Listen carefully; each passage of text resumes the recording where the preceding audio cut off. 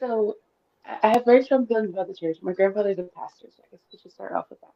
My grandfather is a pastor. So, I didn't grow up too much in the church, but I did grow up in the church. And I used to go to church all the time.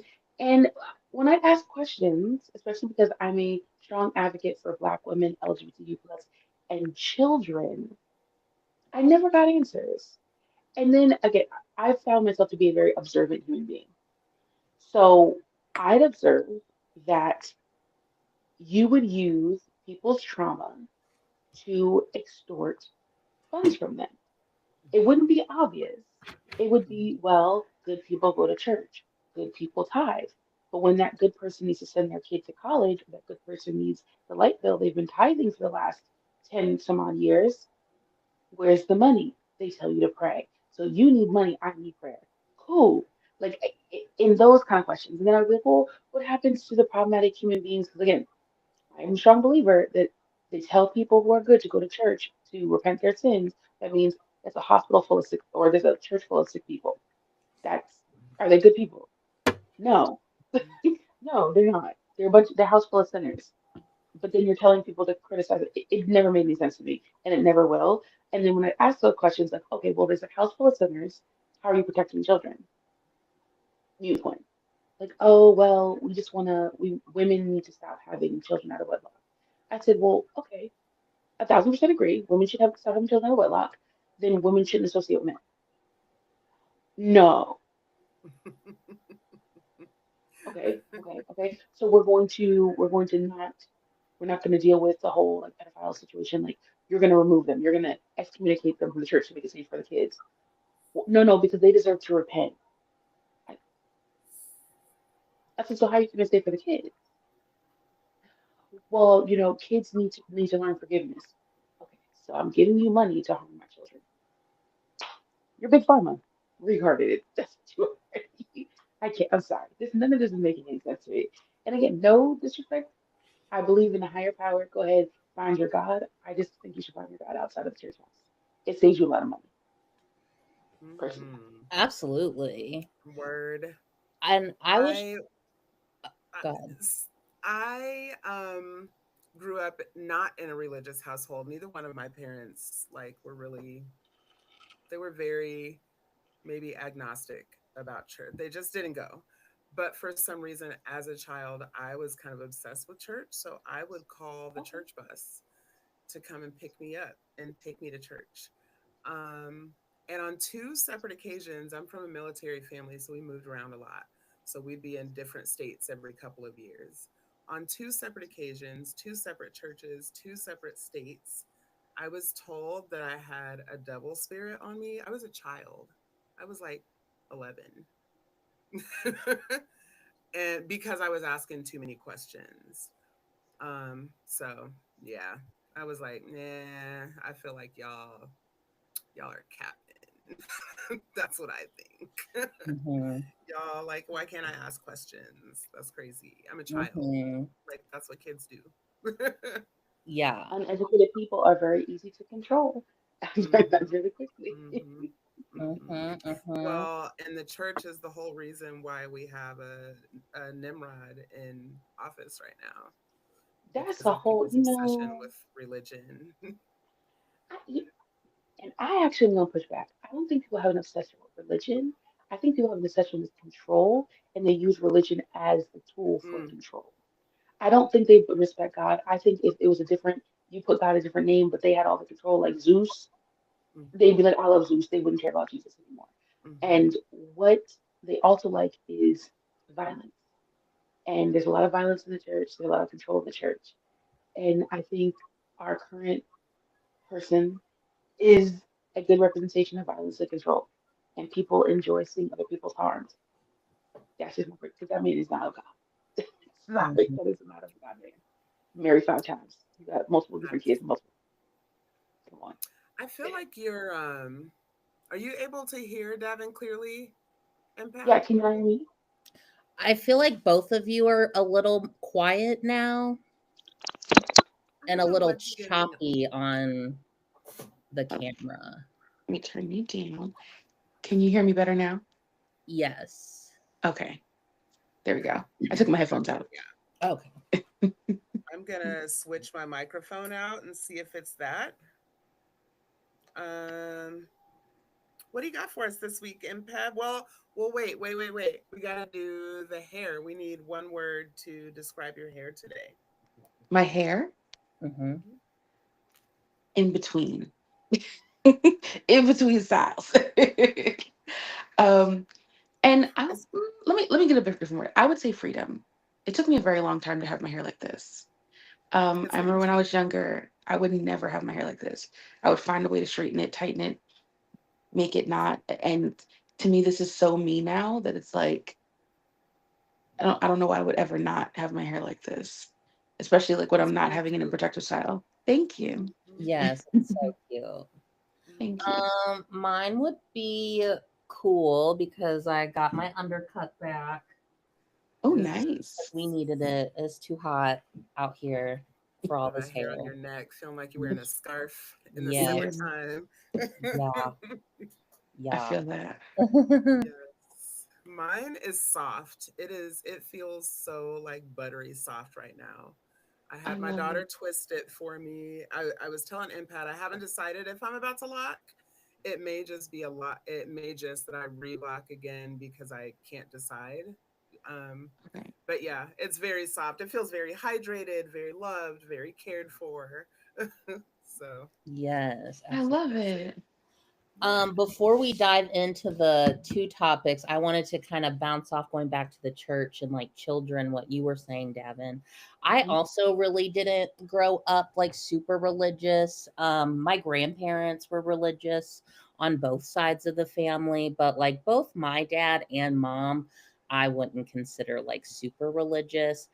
And I used to go to like a cross chat thing in high school, and I only went because like a lot of my friends went. It's not Yeah. because I was trying to get converted or whatever. But I also asked too many questions, and I have always thought it was weird that like this one particular religion, y'all are following someone who he put his seed in a 14-year-old girl. This high mighty being, like that's supposed to be like all over the world, like the greatest creation of all, and he put his child in a kid, 13, 14. That should Unconsensually. have been that set the groundwork for Without everything in the consent. church. Yeah. That's that was the forethought. And we don't the problem is they like religion, not history. Like, Mhm. they don't like history because history tells the Mhm. truth. Religion sells an idea, and I don't think Mhm. they like the idea. And I trust me, I love a comfortable lie, but not when it comes to kids, Mhm. personally.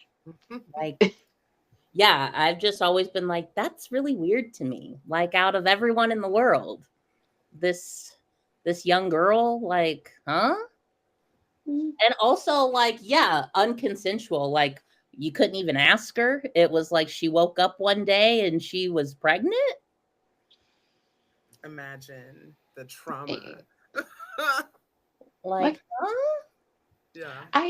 like I Bramble said, this Roots says, lock it, lock it, lock it. like Clark it, all that Clark it, because it just there were so many red flags, and I think as a child you don't see the red flags because your brain isn't you're not supposed to see the red flags. Adults are supposed to see it, and I'm like, why didn't any adults ask these questions? And then I realized I can only bring it to the Black community. A lot of y'all didn't have daddies, and your man and your daddy was God, because that's what you were taught. So you brought your sons and daughters to their father's house to be harmed like you I know because that's you were counterintuitive craving to male me. validation. I came in at the end of your live the other day when you were talking on this, and I was like, yes, like I can't wait to talk to her. Because I immediately thought of my grandma. Like I have a grandma that is very like heavily involved in God and religion, and like yeah, she doesn't have a dad. And it's just like, oof, oof. Yikes. And we need to handle that because Mhm. how do I say this nicely? You're not really craving a father, you're craving community. And I feel like if more single mothers had community bases, meaning instead of living with that man who's eating your kids' Cocoa Puffs and giving you Ooh, mediocre peen peen, if you would have lived with your best friends yeah. and you guys bought a house together and raised your children together, you probably wouldn't have be craving the house of the Lord because you can have a Bible on your nightstand. You don't necessarily need to go to someone else. You can go to school to be a pastor. But my question is, there are all these men in this church, right? All these men in this church and all these single women. Well, I'm sorry, few men in the church, all these single women. And why is there never a woman at the forefront of the pew? Like we never see a Mm, woman pastor. There's like less than 1%. And that's by design. They want you to idolize that man sitting up here. He's above you. You are below him. It is a mental game. mm. And you've lived your life like that. So yeah, when you come across someone like me and you're like, well, I want a man, I want a man. Like, you had a man and he gave you a wet uterus and a dry wallet. Ooh, So let's Ooh. community build. that's Let's do better. I that's want better for you. Do mhm, mhm. better. No, that's so true. This is random side quest. Mhm. I talk about my husband too much, but my husband's grandparents were both pastors. They married us, in fact. Um, but his grandmother, this is the 60s, late 60s, early 70s. She's a pastor of a church.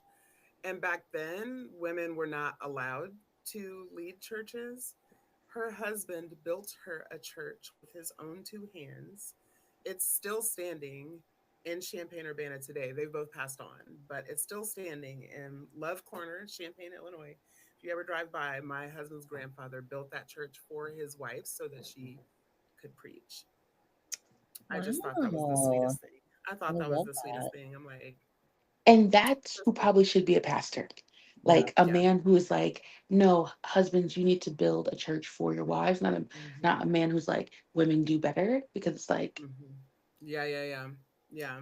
this is Mhm. And this it's is always the same dusty ass man that's talking about women should do better that are the main ones that are impregnating women and oh, leaving them with the child and not supporting them financially and because they didn't have no daddies just either. saying women need to choose better, but you lied the Mhm. whole time.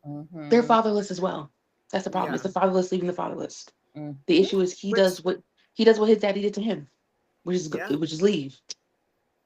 true that. I think that's actually the perfect segue into the conversation about raising boys versus raising girls.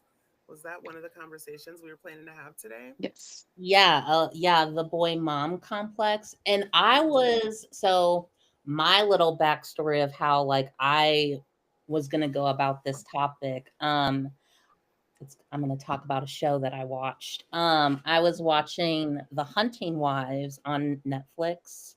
Have you I guys want to watched see it that. or heard of Not it? yet. I have to watch it. I thought it was pretty good. I'm also a big fan of Brittany Snow, so like I'll watch anything that she's in.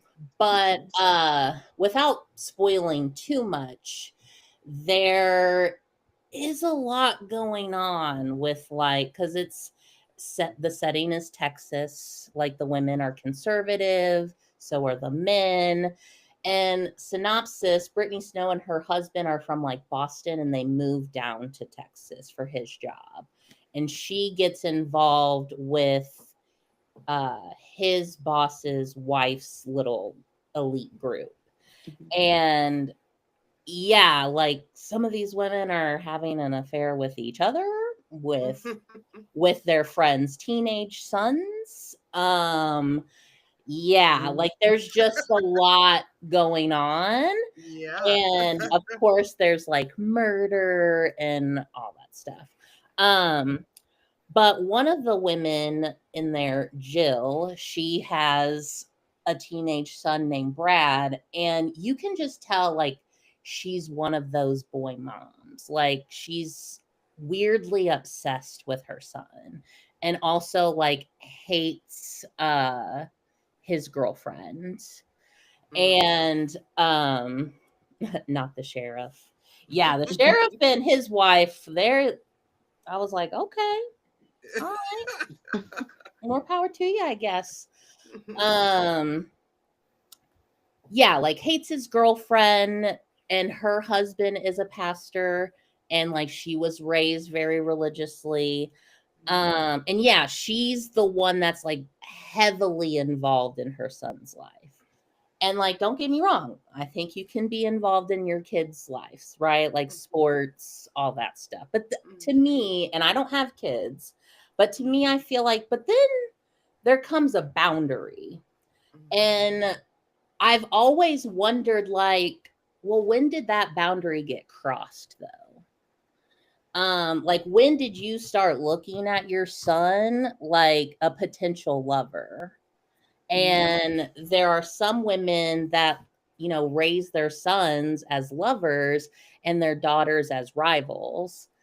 And so going back to the show, there's a flashback of when Jill gives birth to Brad, and she's in the hospital bed, and the nurse like hands her the baby, and she's like, "Oh, do you want to bottle feed or breastfeed?" And Jill was like, "Oh, I want a bottle.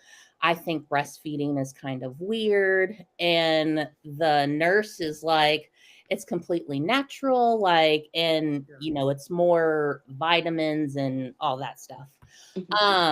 And even the nurse says, like, talks about that bond, like, of, you know, with your child.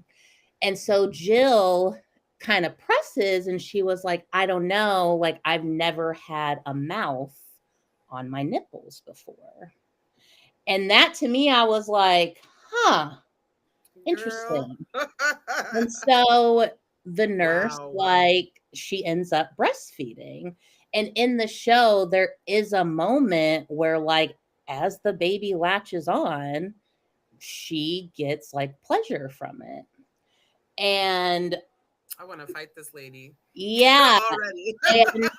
and like the nurse is like, okay, like I'll leave you two alone, and like walks out. And so then, yeah, that just got me thinking. I was like, huh, interesting.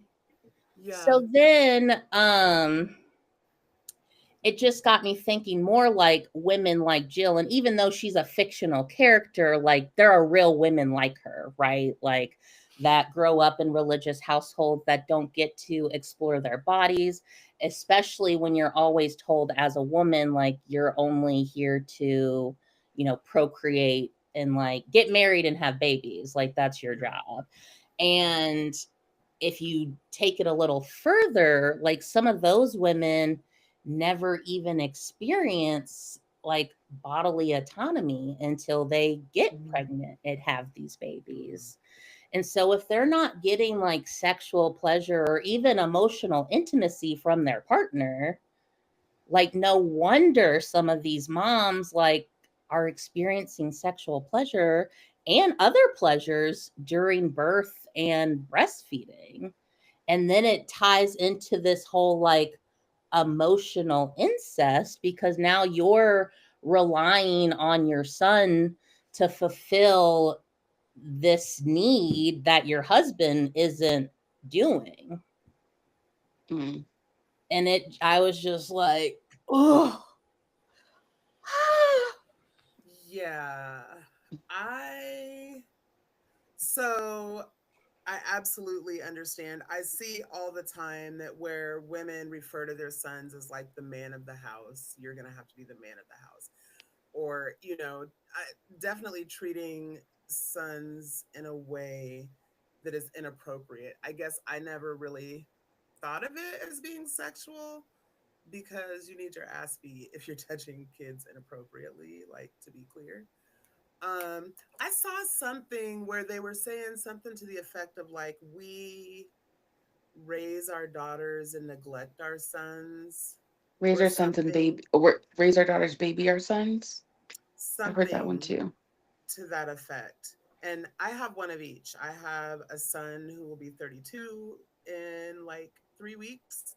And I have a daughter who's 28. So I've raised one of each. Um, I, I don't even, I definitely think that I was kind of very intentional about like, I don't want my son to be raised with gender roles. I want my son to understand. Uh, I think I manifested him as being the first child because I wanted him to be like a protector of women and children and like someone who, like I said, didn't rely on gender roles and all of those things. So I don't know if I'm the best person to speak for this, but I have raised both. I do think that now in adulthood, I'm looking back at how I raised them and thinking, how could I have done things differently? Because my son, really at almost 32, is just now starting to emotionally mature, in my opinion. Um, and we always talk about how their cortex isn't fully developed until they're like 25, 26. And I'm looking at my son like, this dude, like, hopefully he's not done cooking yet because he's still got some work to do. He's a good dude. He's just, still maturing. Um, but yeah, no, I do. I've seen that, and you can see when you look at communities, you can see what that looks like, right? We have men that are emotionally immature and like are not accountable for anything. Like everything is women's fault. Um, and yeah, it's a hot ass mess. And to kind of bounce off what you just said, like it's women's fault. Like for some of these men, it's women's fault because the women aren't acting like their mom. Yeah, no, Yeah. literally. And But and then then they I hate their moms, though. But then they hate their moms. Well, so if I can piggyback off of what you both said, Uh-huh. you said that these women were raised in the show with no body autonomy.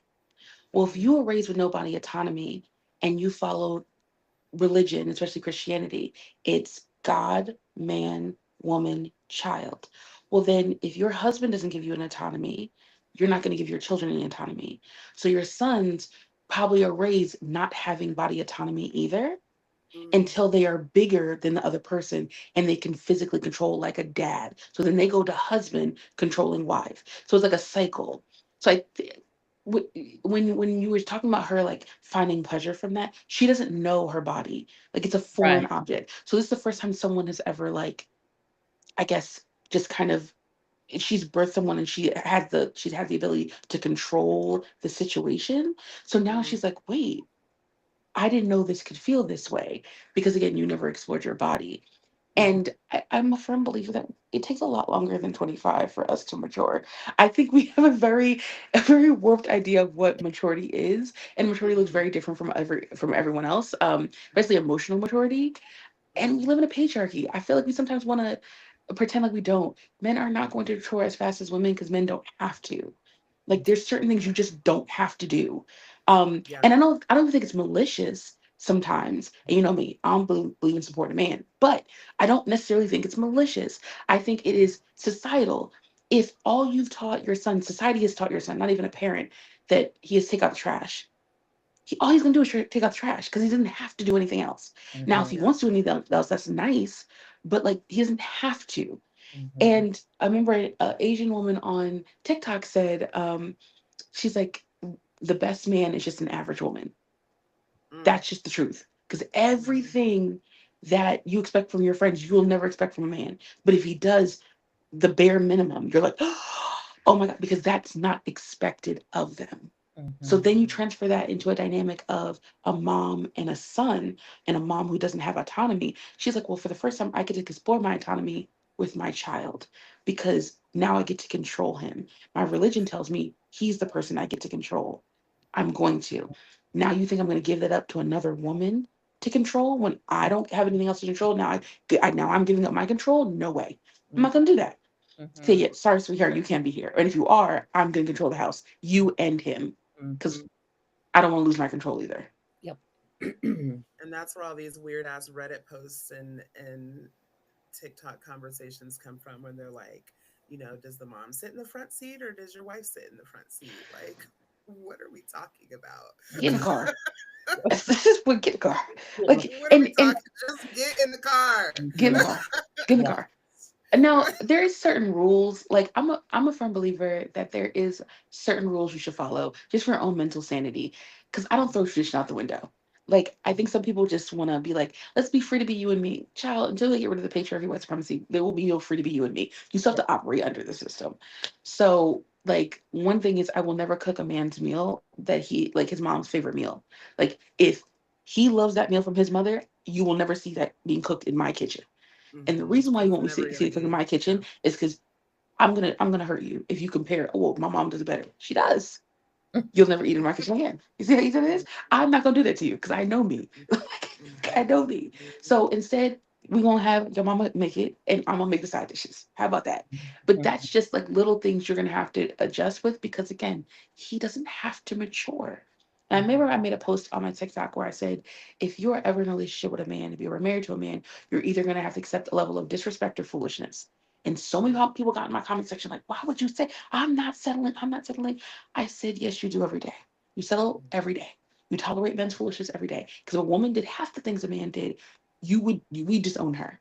So you do accept certain levels of foolishness or disrespect. You are going, if that man is 6'5", he looks gorgeous, he sings you sweet nothings, and he has puts you through the masters, you're not gonna care that he puts his socks in the laundry. You will pick them up, you will huff and puff, but you will pick them up. I promise you, you will. Talk shit the whole time. I'm picking them up and putting them in the basket. Look at that. You're just gonna complain in the group chat like I Like the can't believe you. basket is right there. It's just, he's gonna mess up his shoes. There's certain things again, and subconsciously he knows he don't have to do it. He's like, she'll be okay. I'll hit her butt a couple times, give her sweet nothing. She'll be fine. Like you know, and you just have to kind of accept that. That's a part of connection. The problem comes into play when mommy doesn't know when to let me step into my role. That's when it comes into play. Because it's like, man, you have a husband, hopefully, and if you don't, go out there and get one. Go get you a man. Go Your get your own son, man. This is my man. this is my man. This is Mhm. my man, Yeah. and nothing Yeah. I could do. I'm glad you tied it all back into control because absolutely that's what it always is about, especially involving children, right? Yeah, Um, and it was just, I brought up that specific scene because, like I said, I don't think like all women like go through that. I think for me, like I'm not a mom. I've always had, body autonomy. I've always explored myself and everything. I'm 31 years old. Um, and so, yeah, I just put myself in her shoes for a second, right? Like if I grew up and I wasn't allowed to think that my body is my body, right? Because, like you said, it's God, you're a man, and then your child. Like you're always putting yourself last, anyways. And then, yeah, like your body is going through a whole bunch of different things while pregnant. And not only that, but like extra hormones as well. yes, So I could see how, again, if you've never had any sexual pleasure, and then by you breastfeeding, you're like, oh, wait a minute. I could see how this turns into this weird, like, obsession with your son. And not to excuse it or not to say that was just, I was like, oh my God, Yeah. holy shit, this is I wild. I even don't think it's an obsession with the son. I think it's an obsession with discovering who you are, and they do use their children as vehicles to do that. Because like, what does it feel like for a young man to bring me flowers? What does it feel like for a young man to, ditch someone else to hang out with me? Like, oh, Mhm. like even the way they talk about it, like, oh yeah, my son doesn't want to go out tonight because he wants to do. He's taking me out on a movie night. Oh, okay. I love that for you, sis. Oh yeah, he's taking me out to dinner. He bought me flowers. Like, it's this that's what your romantic partner should be doing. Like it's nice for your son to want to take you out and hang out with his mom. But the issue is you're making it seem like it's like a romantic Like, situation. is this And your it's not. boyfriend? Like the way Yeah. you talk about and it's probably because you have never experienced that level of connection. And the problem with that is in your head, if I can't get it from my husband, I got to get it from my son. Well, your son grows up not really understanding it because he thinks it's normal. He's like, oh yeah, dad doesn't care. Mom overly cares. So this is normal. He then finds a woman because he really isn't attracted to you at all, hopefully. And he finds a woman and he's like, oh, I like her. And you're like, the flowers are going to be gone. She's going to get the flowers. She's going to Wow. get the Saturday dates. She's going to Wow. get the cuddles in bed. She's going to get she's going to be in her room. Like, girl, like that's why you're doing that. It's like Mhm. Yeah. you need to handle that with your husband or find someone else to Yeah. do it. Yeah. And they never do. They never Mhm. do. And as someone who's raised with a mom who saw women as competition and men as something to obtain, it's Yeah. always interesting being the daughter's side because I'm like, you don't see the way you're behaving. No, you're a totally different person around a man. I mean, I've never seen you so nice. You are so accommodating. I've never seen it. With Mhm. me, Wow. I get the take out trash, do this. Do you mind? I'm like, oh, you do have Wow. decorum. Right. You Wow. do know please and thank you. You right? Okay. Wow. Interesting. That's very heavy. What did you Yeah. say? You said as a child of a mom who sees women as competition and men as something to be obtained. Wow. It's a lot of women though. And Yeah, yeah, again, yeah, yeah, yeah, yeah. No, I I don't just, yeah. I'm it's like, a wow. it's intense. That was Yeah, an intense one when I realized it. I'm like, why did my mom criticize my body? Why would she make me uncomfortable with my butt or these things that the society says like in my community is great? It's because if I liked my body and I appreciate my body, I was now her competition. yeah, Like now men because she knew she was dating pedophiles. Now men she wanted to deal with were really looking at her child because I was easier target, less responsibility, no bills, no children, no nothing, easier response. Like that's easy. And instead of her handling the grooming and handling not dealing with that kind of man, she was. And let's be honest. I think a lot of women deal with men like that because they look for a father.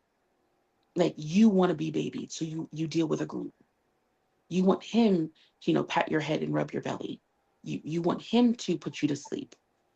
You want to eat like, and as someone who, again, I have a praise king. I understand but I understand, like I get it, and I know when to stop it. I want to be someone's pretty little princess too. I get it, but after a while, it's like, babe will suffice, like in yeah, certain situations, but babe will suffice. Mhm. Um, yeah, but I found those kind of women who are like, oh no, let the boys sit down. You want to be a little girl real bad because you were never anyone's little girl. So now you're going to turn into your son's little girl or your pedophile partner's little girl. wow. And this is why I wanted you on the show. Yeah, I love it's Yes. it. in, it's intense, and I'll tell people all the time. I'm not a therapist. I'm a sociology major, and I'm not the most book smart person, but I'm a very observant person. And when you observe enough, oh, yep. So like, if you observe enough, you start to realize certain things about people. Um, and when you start asking questions, they don't have answers. You're like, you're getting mad because you're triggered. Like no one has ever brought that up to you. Okay, cool beans. Well, let's work through it. Mhm. Mhm. Absolutely. And yeah, I would say I'm the same. I went to school for psychology for a little bit, but then I dropped out and went to hair school. But I definitely deal with people like on a daily basis. I've Mhm. grown up in systems where I've had to recognize patterns for survival and like, all that stuff. Also biracial, so just with a white mom, so like seeing all sides of everything. Yeah, Um and yeah, it's just wild. it's Wild. uncomfortable. Yeah, It's it's it, it's uncomfortable, but I've learned to make it into a case study. At least that's what I do. yeah. Instead of making this an uncomfortable conversation, let's look at it outside of ourselves. If we're just because I think a lot of times we talk about the mom, we never talk about the son, because the son creates another boy mom if you're not careful. We Mhm. can we sometimes we can't handle the mom, but I can't handle the son. And I've come across a lot of like sons of boy moms. And I can tell because things you expect of me, you expect now a workhorse. You expect me to expect very little from you, but you expect everything from me, my emotional labor, my physical labor, my body, my energy. And it always like, well, my mama, I'm not your mama. You have that complex too. I'm Mhm. not your mother. I'm your partner, right? If your mama want to do it, you can go to her house. I encourage you. I'll drop you off and pick you up. But you do need to go over there because I can't nurture you the way and I'm not supposed to, because that's your Mhm. special bond.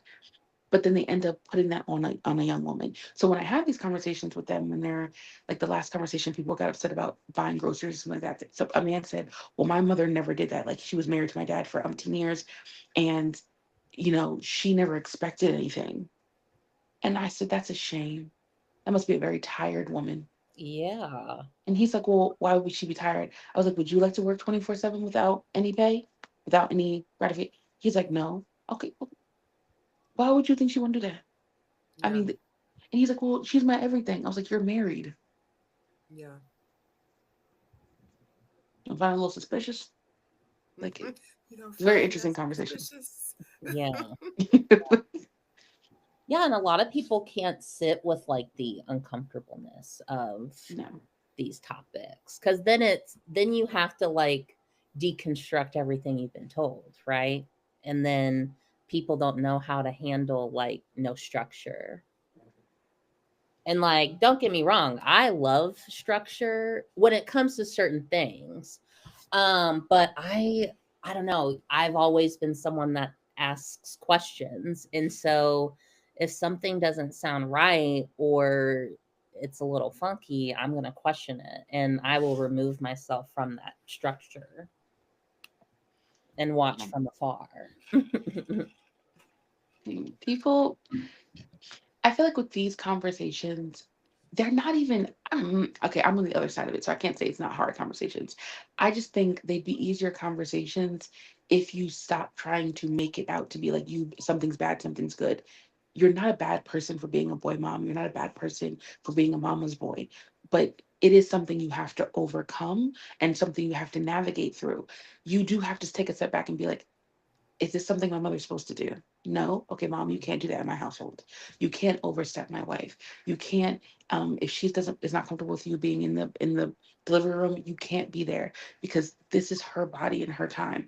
You have to, I think boy moms need to pull back their autonomy, and like mama's boys need to also pull back their autonomy. If two different people had autonomy, they wouldn't try to be finding autonomy in each other. Mm, Like if they were separated. That's the problem yeah. we have. Mhm. Yeah. Mhm. I distinctly remember a time in my son's life. He was an adult, but I distinctly remember a time where I had to sit and go, if I don't make some hard decisions right now, he's going to be 40 and I'm going to be doing all these things for him and making these choices for him. And yeah, I distinctly remember having to make a conscious choice to be like, you know what? Mm, I'm mm. not bailing you out of this situation. I'm not helping you out with this situation. I'm not making this decision, whatever the case may be. It was a rough year, but we got through it. We got through it. That, So, that's the rough and that's the rough patch. Like hmm, my mom can't handle it. She can't handle it. I'm also her reincarnated. I think that's a problem too. I am my yeah, mother's daughter. yeah, My yeah. mother and father. Um, the rough patch though, I think I appreciated the journey more than anything. And I don't think people understand until you're on the other side. Like I learned so much about her. And the interesting thing about being raised by a boy mom who doesn't have sons. My mother has all daughters, but is obsessed with boys. Um, is like I have empathy for the little girl who never got to be a little girl. Like I can see it now. It's like, oh, you wanted the little boy in high school to choose you. You wanted your dad to choose you. You want. I can see it. Like based on your behavior, I'm not talking to a grown woman. I'm talking to an 8-year old whose dad never came back after getting milk and Yeah. is now looking for that in someone else. Wow. And it's never there. And I can see it with a boy mom where it's like, well, no, why is he not here? Because he's not your father, he's your son. Yeah. Like, Wow. and that's the problem when you do the Father, Son, and the Holy Ghost. You got to separate them because you put them together. People think it's one unit. It's not one unit. It's separate entities. Just because your dad wasn't there doesn't mean your son gets to replace him. Just because your husband isn't there doesn't mean your son gets to replace him. Like you can't put that on your kid. You have to go talk to that lady before you do call your son. Like, please. So good. Yeah, I'm like processing all my family shit because as this conversation is going, like going back to the church and the religion, like seeing that my grandma is that way because like she grew up in a fatherless household. And like me and my biological dad don't really have like the greatest relationship. And even though he's not a woman, he's like your mom in a way. He has daughters, but like has this weird obsession of like he always wanted sons. And there was one day where like cuz I can be very confrontational. And there was one day that I was like, what do you think having a son is going to do for you? Cuz like you have me who you don't even take care of. Like would you have wanted me more if I was a boy? Like would you have wanted to step up more and be this father if I were a boy? And yeah, so just having this conversation, I'm just like, damn. It's just so Having a boy wouldn't have made it necessarily easier, but he wouldn't have to have taken care of it by claiming you. He claims the responsibility of women. That's the problem. It's easier to have a son because then he can stay in his ignorance of being a man. mm-hmm. With your daughter, if I claim you as my daughter, I have to see every other woman in the world as someone's daughter, and that's hard. Because now I have to worry about women's issues. I have to worry about abortion rights. I have to worry about women's rights. I have to worry about if I'm gonna have to sign off on my someone's mortgage because I have a daughter. So now I have to worry Mm-hmm. about this woman's life because I have a daughter. If I have a son, it's like we're all men in here. Like we Mm-hmm. don't have to care. So I Mm-hmm. think that's this obsession with like having a legacy and a son. I don't want responsibilities. I want Easier. the privilege of being ignorant. And Mm-hmm. you as his daughter does not allow him to have that privilege. Mm-hmm. And it's interesting that you say all of that because I have another sister through him. And I found out years ago, and I've processed all this because we're about to get real sad, real deep. Um, he got another white woman pregnant, and she didn't tell my dad that she got pregnant. And she was going to give my sister up for adoption. But then one day, they live in the Appalachian Mountains of West Virginia, so small town. Yeah. Um, One day, I think either someone or he saw her out in public, and she was like 8 months, 9 months pregnant. And she like had the family picked out, like everything. He saw her, he took her to court and fought for custody over my sister and has had custody. My sister's about to turn 18.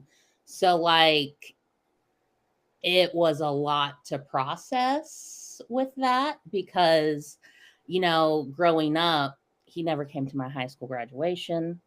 There was a moment because we've lived out of states for so long now. There was a moment I was supposed to fly to North Carolina, I think, or Virginia maybe, and he was supposed to come down, pick me up, and take me back up to his house.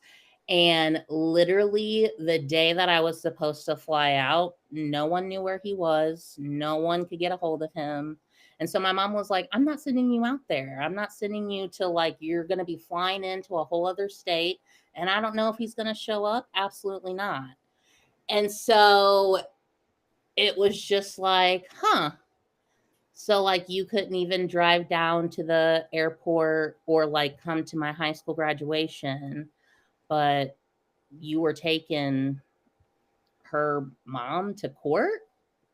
And like I always think too, Does my dad love me and my sister? Yes. To the best of his capabilities, right? Mhm. Is it what I would call a father? No. But to him, okay, whatever.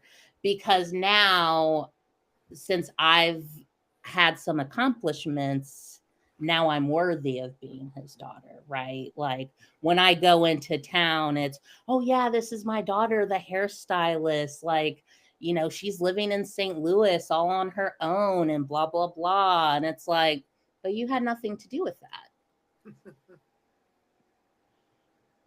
So, like, why do you think you get this right over me and, like, you get to celebrate and call my success as your own just because you gave my mom sperm 31 Mhm. years ago? Control.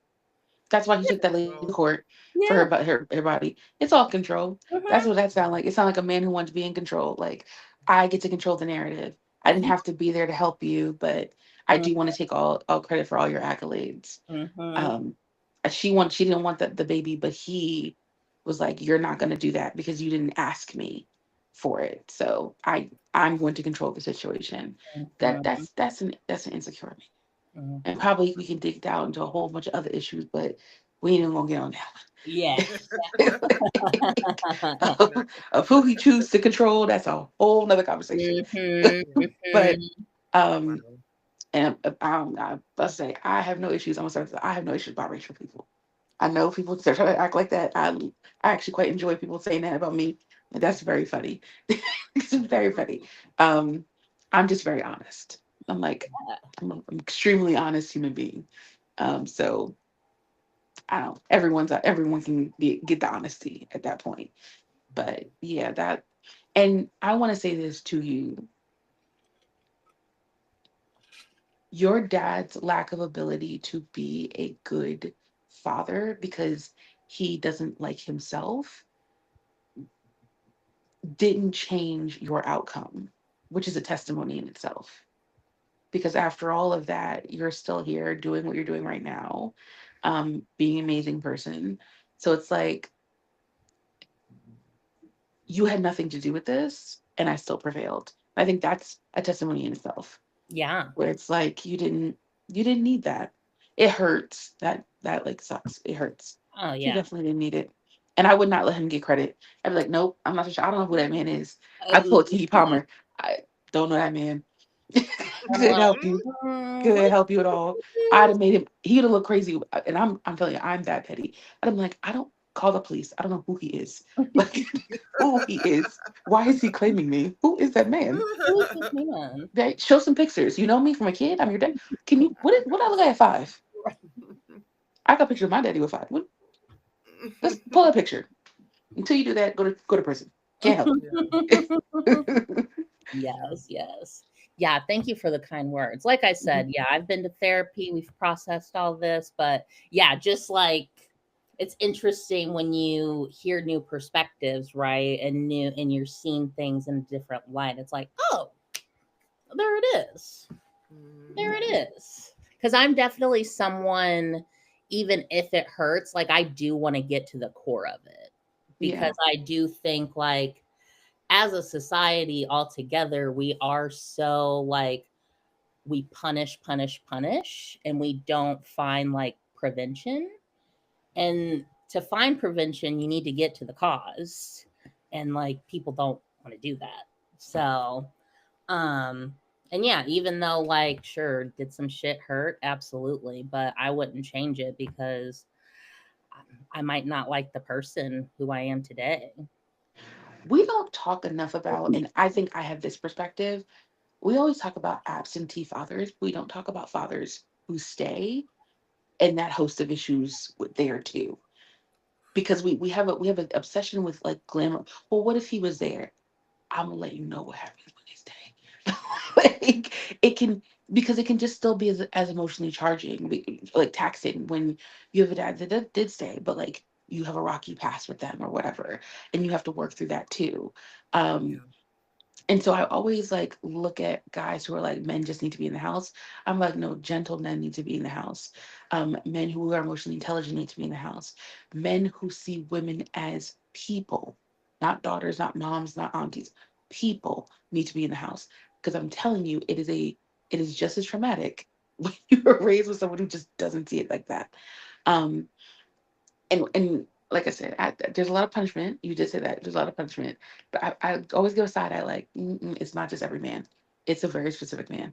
I actually think it'd be better if you aren't that man. You exit stage left, because it can be very traumatizing. Yeah, and I think I could speak for my sister that grew up with my dad. Like, I think her and I have the same opinion on him. So, Yeah. yeah. He did all that fighting just to Uh-huh. his kids still looking crazy. Uh-huh. Sure do. Sure do. Wow. Sure do.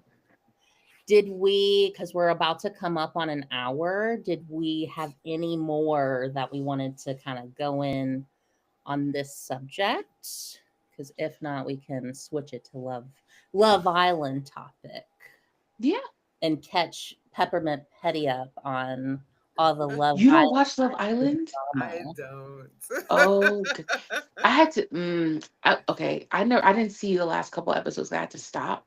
I just saw clippets, and my friend gave me very detailed notes. Um, it was really because of the fans. I was like, this is giving Gladiator, and I don't like Coliseums. Like, I don't like it, and it really is giving, and it's giving Gladiator against Black women. So I'm it's not. glad you brought that up because I know me personally, one of the things that I wanted to talk about was Sierra and Yulissa with the slurs, and and again, I like that you brought up fans as well, because yeah, the fans this season have been absolutely insane.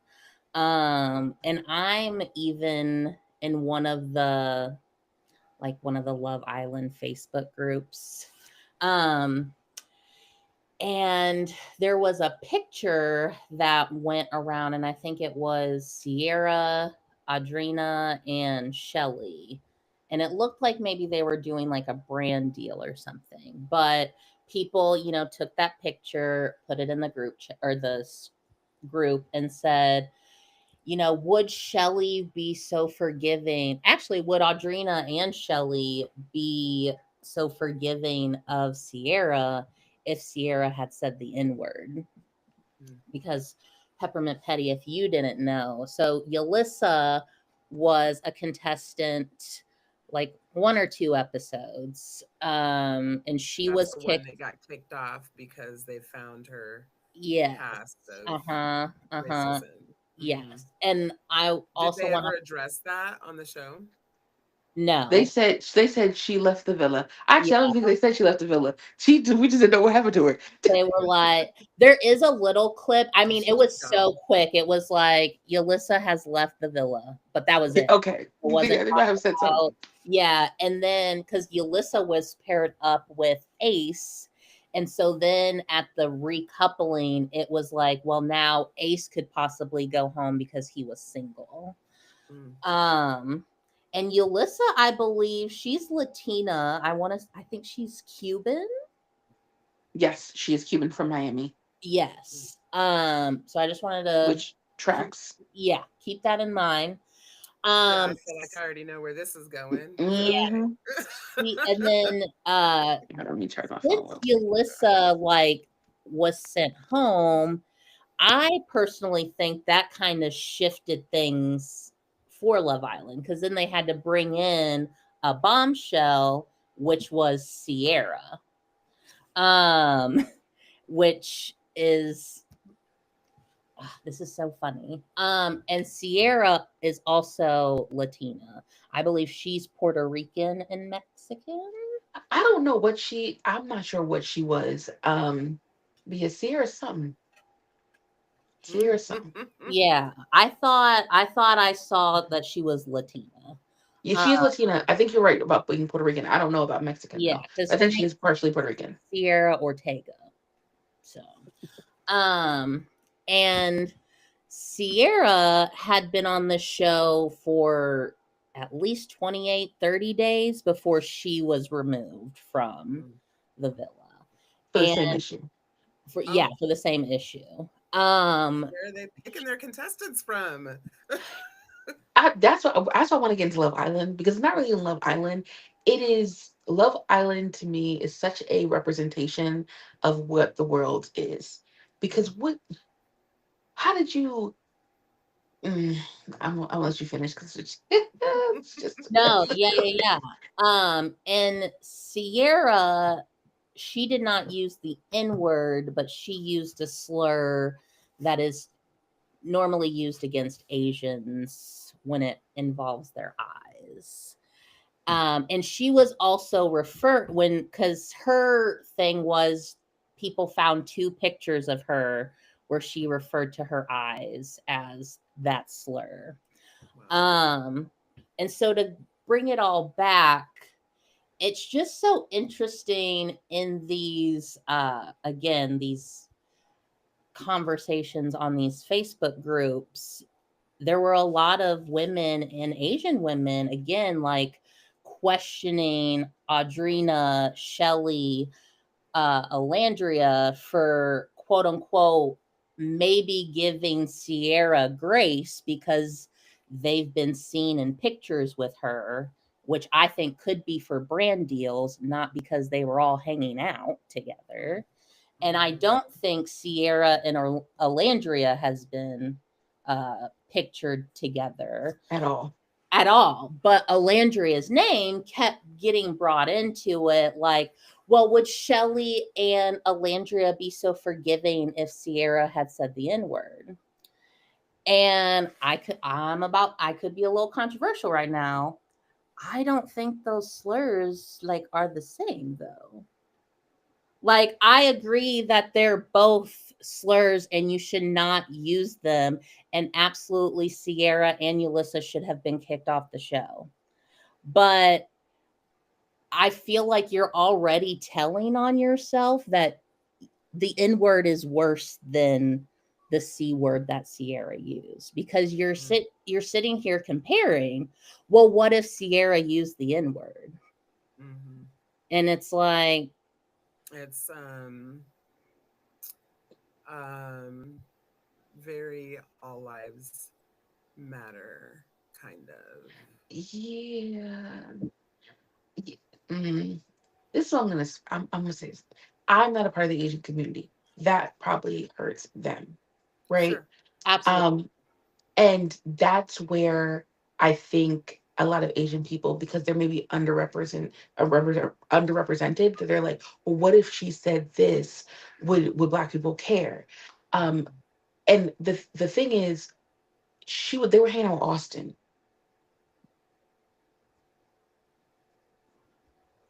Like, I mean, and I have my own little issues with that too. I feel like the boys are never dragged for their slurs and their problematic tendencies like the Mhm, women have been. And I keep saying that.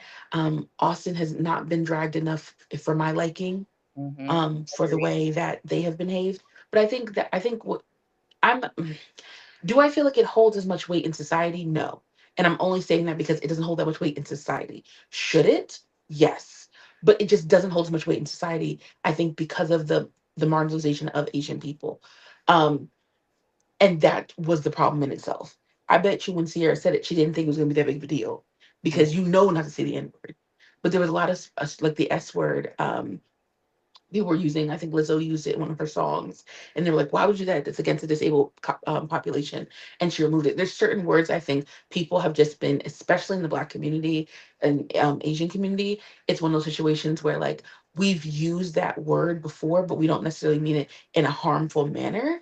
Like it was like because I've had family members say you have like sea eyes, Mhm. and Same. especially the early part of the 2000s, the early part of 2000s, that's what you called it. You called it Mm-hmm. eyes, like Mhm. that's what you called it. Mhm. Until we realized, like, oh, Asian people are saying That's we don't. Okay, hurtful. yeah, yeah, Yeah. yeah. Mhm. We're like, oh, we didn't know. Same thing as like, I know another. another way to describe it, but like people who live in Antarctica, that apparently the word for Oh, the S word, I'm like, that is a slur. Oh my god! Like, and that Did to you me is say the power of the the S word? is it ES. Yeah, I ES got you. ES? I Okay, was I'm like, like, wait, wait, what's the S S word? ES is ES. Um, but I'm like, I didn't know that. I thought that this was what you guys were called. But that's the beauty of the internet. And my issue is not with necessarily the words Sierra use. Even Ulissa using the N word. Because let's be honest, Latinas, they tend to do that. Especially when they're referring to a black man. They want so badly to cosplay as a black woman. And I can get in a whole situation with that. They love more than cosplaying as black women. But you're another. Um I think the way Sierra handled it was worse than what she actually said, in the sense of she did not handle it well. Just like you listen, you didn't handle it well. You Mhm. didn't say, "Oh, I made a mistake. I did wrong. I'm not playing victim. I did wrong, and I will be held accountable. I am going to work on that. I'm going to take a step back." And I'm not gonna go to Mykonos and whine that Nick isn't talking to me. I'm going to, you told me that what I did hurt a community. I'm going to do the work to fix it. And when I'm coming back after doing the work, I hope you accept me. I don't know why people don't understand that is an apology. The apology is not ended up on a, we don't want to see you on a boat in a thong in Dubai. No, we want to see you doing the work. Mhm. That's how you get canceled continuously. You just got to do the work. I don't want to hear you want about Nick. I don't care, girl. Call me a c word. Girl, Nick. Like, I don't care. Right. Which is so funny because wait, let me tie this in. Nick is a registered Republican. Mm. You see how no one cares about that because he lays low and he ain't bothering nobody.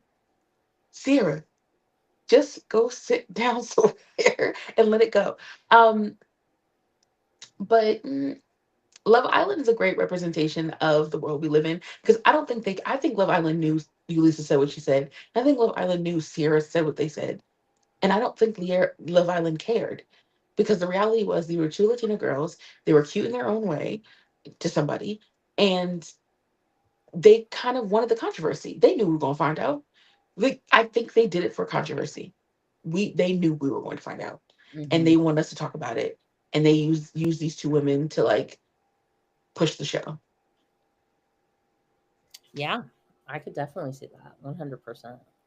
Yeah, I think I was just, I was just like, I don't like though that again, y'all are like, Yeah, don't compare it to the N word. Please stop. Stop yeah, comparison. The yeah, comparison is very That's annoying. and yes, that's it's what I so meant when I annoying. was saying it's giving all lives matter because it's Yes. always the what about, right? It's like, Hmm.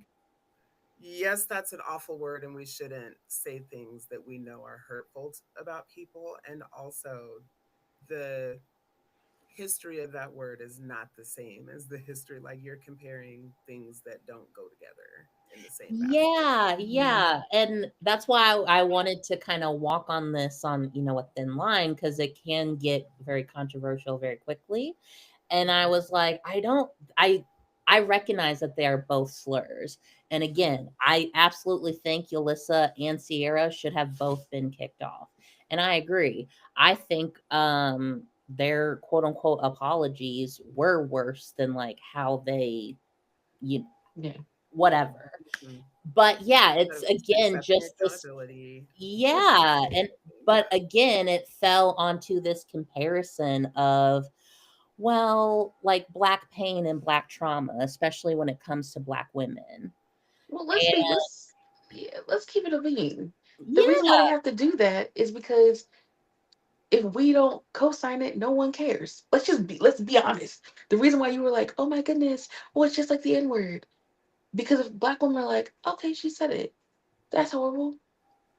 Okay, so is Nick going back with Ola? Like if we stop, no one's talking about no one cares. So right. that's I feel like that's why there's always comparison. You want to use black women specifically as your like attack dog. It's like, well, look what they did to us. Help me while I sit back. Mhm. Well, no, you can cancel her. The Asian Okay. community can't cancel her, and they Yeah. should. Hmm. And I'm Absolutely. gonna sit there and watch because while I watch Nick and Landry, like Yeah. Yep. Exactly. like just Exactly. don't talk about the N word. Like don't bring me into it. Mm-hmm. Yeah. And I think people too, like especially in the United States, um, people don't really talk about prejudice within the minority, as well. Like, um, what's her name? Natasha, that 13, 15-year-old girl during the LA riots, and she was shot and killed Mm. by an Asian Latasha. store owner. Yeah. And Mhm. like, I mean, shot in the back of the head because she thought she was stealing. And that like caused a lot of tension between the Asian and Black community because I don't even think she served any time. No, she didn't. Latasha Like, Harlins. yes, yeah. Um, and so, yeah, again, I was just getting frustrated with this comparison because it's like, even with this, like, y'all don't even understand like the history, even between sometimes Black tension and Asian tension, and even in like with Black and or Latinos. Like, They want us on their side when you need us to be your attack dogs and your bounty men. That's really, you want us to be the headhunters. Because honestly, let's just keep it being, we're gonna get it done. We're gonna get it done. We got the girl off the show. We're going to get it done. Really, if I'm being honest, because one girl said it, and I'm not gonna lie to you, I agree. I think we got her off the show because we wanted Nick and Landry to be together. That's my personal opinion. I don't really think they would have made it that big of a deal if Alandria wasn't an option. And this is me being honest, just like they didn't do with Austin, Yeah. just like they didn't do with Kenny. You probably knew he said stuff like that. You probably knew they were. The issue was we wanted her gone. TikTok Yeah. ran season 6 or season 7. That's what we did. We Yeah. decided who stayed and who went. You annoyed us, you had to go. Like just like Three Dreads. You play with Alandria, Three Dreads, you and Clarkiana has yeah, you gotta Ah, you play with the people's princess. yeah. Yeah, gotta go. Go have your Um, kid feeling. yeah, like have you seen their latest TikTok? That boy had her put a pot on her head, banging a pot on her head while he pretends to play the trombone. With Oh a my, broom. mm, mm. that if we can have a slight conversation about that though. Yeah. I made a TikTok saying a lot of Black women will miss out on their partner because you assume your partner is going to be a Black man, and Mm. he's probably not. And so many times you will accept Taylor treated her like again on camera. He treated her poorly. He was very Mhm. dismissive. And even if she's like, oh yeah, well, he knew my snack order, girl, well, they did catch him doing this. So my question is, he was doing those things to you. You just accepted it because he was a dread-headed um country boy, and you wanted a country boy yourself. And he was a Black man. Okay? They call him 3D, which I find even funnier. Like three dread. I love it. Um, and what I find Three so Dreads is hilarious. I don't because he even does know. have more, but they're boneless dreads. He don't got a Yeah. lot of hair. He's got fine hair, so he's boneless.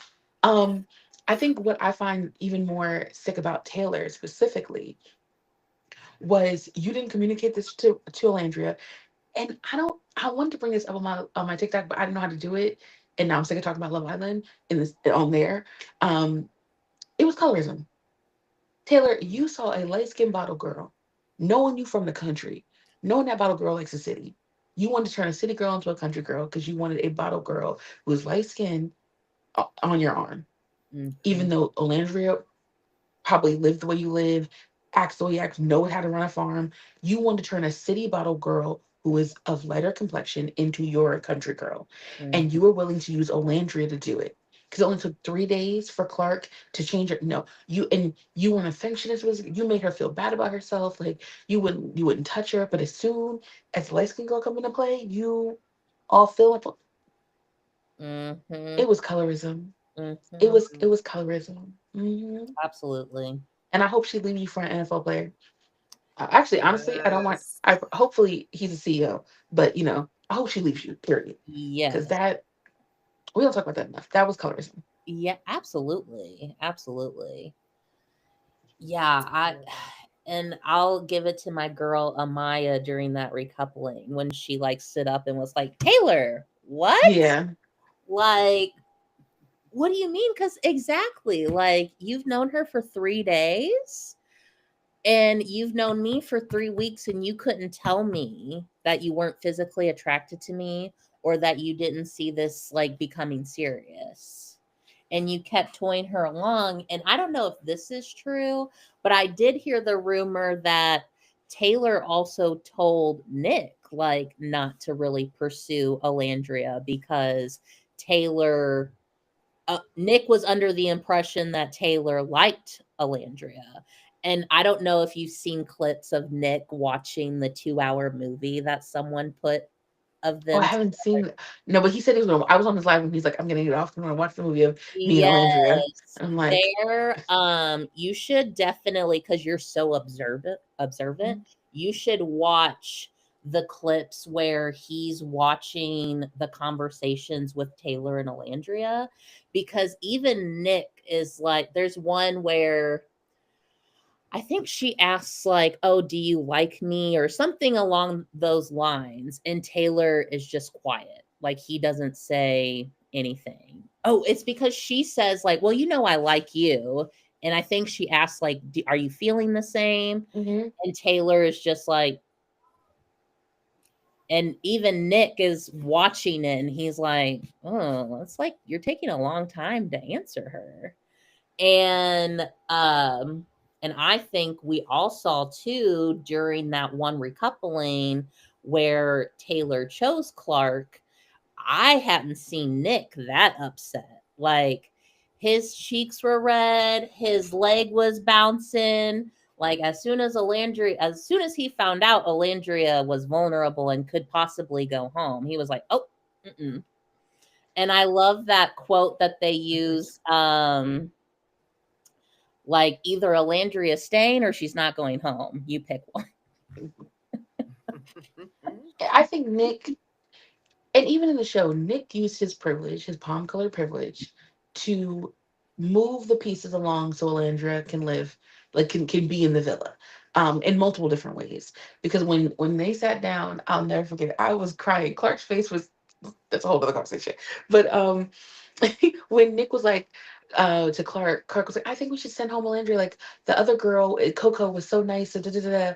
And Nick's like, with all due respect, you just got here. Like he might change his mind. Uh-huh. You've been here Like, 3 days. mind you, he's sitting next to the girl he said he liked. And she's like, you've been here for 3 days. I can't help you, kid. And Taylor's like, well, no, she can go. She can go. Nick's like, no, she can't. And Nick was making record. Olandria's not going. I don't care what you say. Olandria's not going. And Mhm. I think it's that. But there's a bigger conversation of, especially darker skinned Black women, but Black women as a whole are so used to not being loved on correctly that they accept very little from our counterparts, because what Nick did was the standard. Your man should fight for you. The fact that 3D or three dreads didn't even turn to Nick and be like, yo, why are you talking to Clark like that? He let Nick talk to Clark crazy. Mhm. Nick was really like, be quiet. Mhm. And Mr. Three Taylor didn't Dreads say never, nothing at all. you know, Taylor got wasn't gonna quiet stand. real quick. He wasn't gonna stand up to no white man. Let's talk about that. Oh, Okay, he learned his place real quick. Okay, he was quick to say to Clark, Olandra, I'm gonna choose Clark. I'm gonna do this. What was all that energy for Nick? um, Oh, okay. But you're a country boy, right? This is mm, a boy from Jacksonville, Florida. Okay, and you You got scared of me him? wanting to watch it for real now. I'm like, I want to watch. good. The I think this season was a very good representation of the way people turn on Black women, but then want to praise them when they have a white boy's validation. Because the way they went in on Alandra, she's rude, she's nasty, she's boring, she's everything. She's shy. She was never chosen. I remember when I saw her cry, like I just want to find love. She never, and she's a beautiful woman, and she never had it.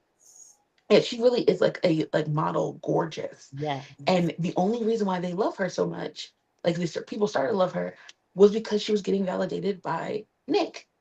And they found Nick attractive. And honestly, the only reason why they found Nick attractive is because he was standing next to Alandria. That is the Mhm. only reason why people are looking Nick up and down.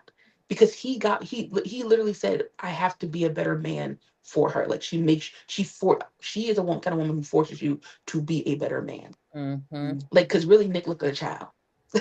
He looked like a kid until he started hanging out with Andrea. Mhm. and especially the episode where they had the babies. And I want to say, like, even Alandria said that that was one of the moments where she wanted to even take this more seriously, because, like, she was like, I just loved how he took care of me and the baby. Like, I didn't really have to do anything. And he always checked in on my needs and like what I needed. Um, and there's even going back to like him saying, you know, I gotta be a man when I'm with her. There's that last dinner, yeah, the family dinner, and I want to say it's him and Pepe, and they weren't helping like cooking in the kitchen, and they were both talking about how they hate cooking, and Nick is like, oh, I hate cooking. And so someone like made an edit literally of all the times Nick was cooking for Alandria, though. He never complained when it came to her. He was in that kitchen, bacon, egg, and cheese, Jeez. Every day. pancakes crispy on the edges. Right. And like there's even one little clip where he's making her a plate and he puts like a smiley face and ketchup. Mhm. Like, again, if he wanted to, he would. Very much so. And I think it couldn't happen to a better woman. And I think the issue with this season, it's starting to open a conversation of what it looks like when Black women get to be soft, but not by the hands of Black men. And that is a very scary conversation. Because for years we've been told no one's gonna want you. Other races, you're the least desirable woman in the country. So you really only have me as an option. Well, now Alandria has other options. Remember, y'all destroyed. Apparently, Nick didn't want her. Now Nick's making rap songs about her and Taking supplying her to. Yeah, he just he flew her to Greece because she said she'd never been to Europe. Immediately, a week after getting out of the villa, she's in Greece, looking gorgeous, by the way. But by like the he's flying her to Greece. Like these are things she's doing, and Clark is getting hit on the head with a pan. Like there's like it's just but we're seeing such the contrast, and I think this is a very scary time because now what does it look like when Black women are like, okay, I'm going to open my options. Now we all don't look like Landry. Let's keep it a beat in the buck. But like the men we're necessarily gonna talk to ain't Nick either. They're not models. So, Mhm. but what is softness? What does softness look like for Black women when we no longer feel like we need to mule for our community? And what will the community look like when Black women decide not to labor? That's a scary sight. And I think that's the problem with this season. People are like, oh, Black women are getting chosen. They're winning the popular. That's scary. That's very scary. That's a good point. Boy, It's a good point. some words have been spoken today. This Hmm. this is fire. I've never seen a single episode, but I promise you I'm about to start watching it tonight. That's Yeah. the most recent season. I'm about to Yeah. start watching that tonight. I'm like, Yes. damn, it's all this going on? Yeah. Okay. It started some good conversations, I think, some really good conversations. Um, and it also kind of highlighted what I'm going to talk about Huda now. Let's talk about Huda. I don't like Huda. I don't like Huda. And one of the biggest reasons why I don't like Huda, I how do I don't say this know nicely? Huda. I can't. You know, She is a woman of color who is used to being chosen by Black men who do not like Black women.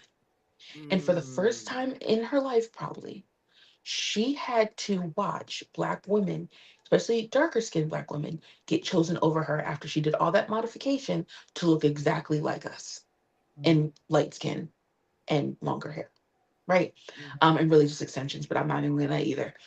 And so my issue with that is again, this season opened up a lot of conversations.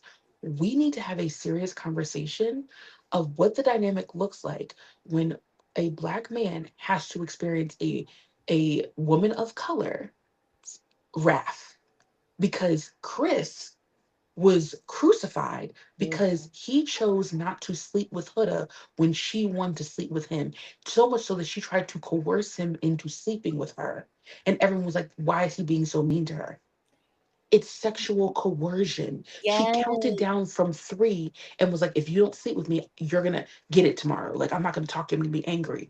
That is sexual coercion. Just because it's a 6'8" black man who plays basketball doesn't mean that girl didn't try to sexually coerce him. Yeah. Mhm. He doesn't And have to of sleep with you, babes. well, I'm sorry, I didn't hear you. I just said I was just co-signing. I Yeah. just said he doesn't have to if he doesn't want to, babe. He doesn't. And the sad part is the young, I feel bad for the young man because he had to explain himself. He was like, well, they told us we're only getting 2 hours of sleep. I was really tired. And frankly, I didn't want to cuddle. I just wanted to sleep. And what was, okay, let's get a little backstory because Patty, you didn't see it. Yes. She told this man maybe a couple days beforehand that I don't want to kiss you in public.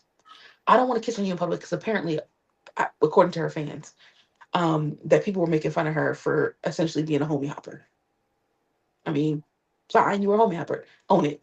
Um, he was like, so she said to him, I don't want to kiss you in public. So what he said was, okay, well, if you're not going to kiss me or touch me in public around other people, I really don't feel comfortable with you trying to hump on me in a room full of people at night. Yes. So what she wanted to do, she didn't want to kiss in public, but she wanted to rump under the covers at night. And so he was like, again, love a man with standards.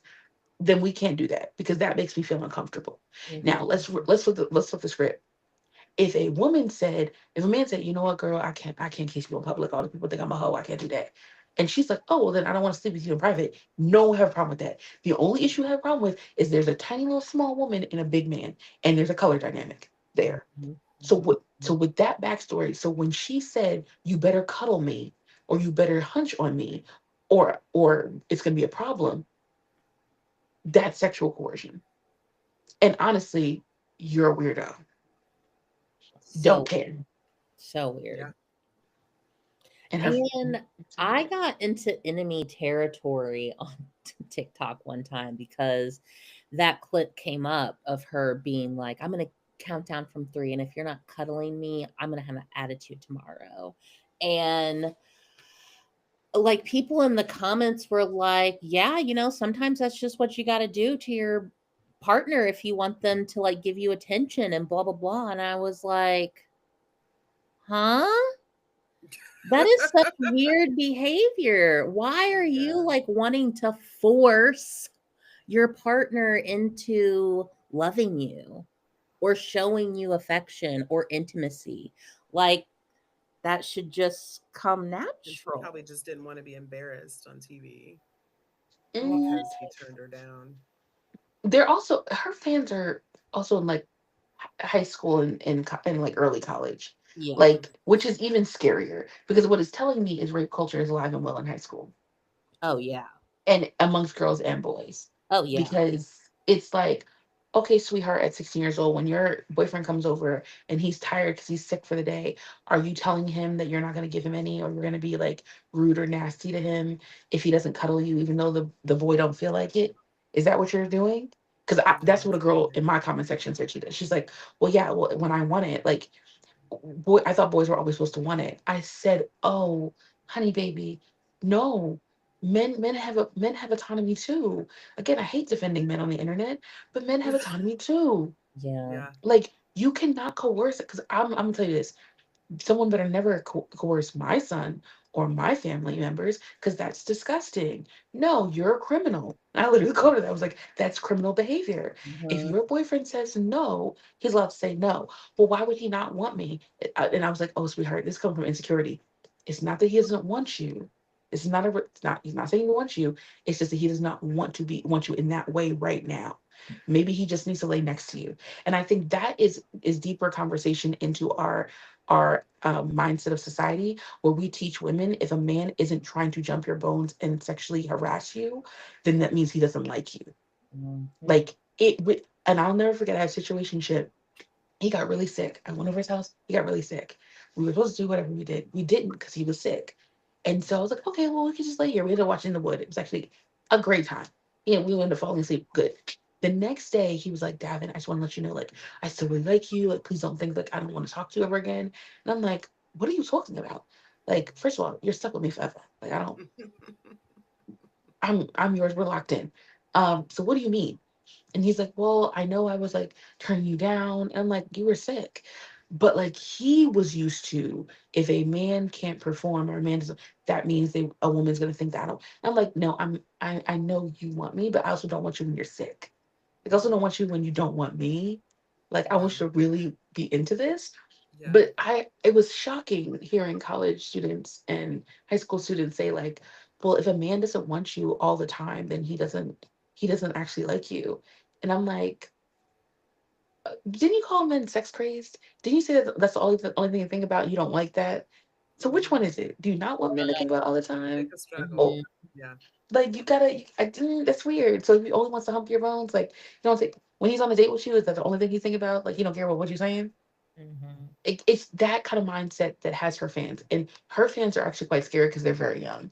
And I'm concerned. What makes me really think about is like there's probably a lot more RAPE happening in schools and sexual coercion happening in schools that we don't understand because you didn't know you did it because you thought that was normal, and that's very scary behavior.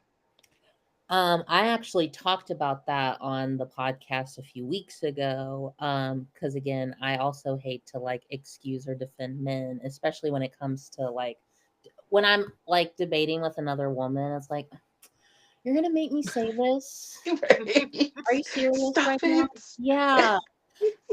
But I have a client who he's a doctor, and we were talking about like essay and all that stuff, and I was like, sometimes I really don't think men know that they are assaulting because they have grown up exposing their genitals to each other, slapping each other's asses, doing a fucking circle jerk, like just exposing themselves from a very young age and always being told like, oh, it's just boys being boys. And if you're the one that says like, I don't want to do that, Do then it's, that, well, yeah. you're gay. Why is this an issue? And it's like, buddy, your dick is out right now. Like, huh? I've said this before and I got yelled at, but it's always people have come back to that video and be like, "That you're right." I said, "I know, I'm always right." Um, like I'm a Leo, I'm always right. I said a lot of men find intimacy through their peen because that's what they were taught. So when you see these like circle jerks or these men doing all this stuff, it's because they want intimacy with other men, not even sexually. You want intimacy. You Mhm. want connection. And the only way you understand connection is through sexuality. So that's why I always do like, oh, would you be with this man for $1 million? Sir, why don't you just say you want to lay with that man and call it a day? It's Literally. experiment. You don't need $1 million for that.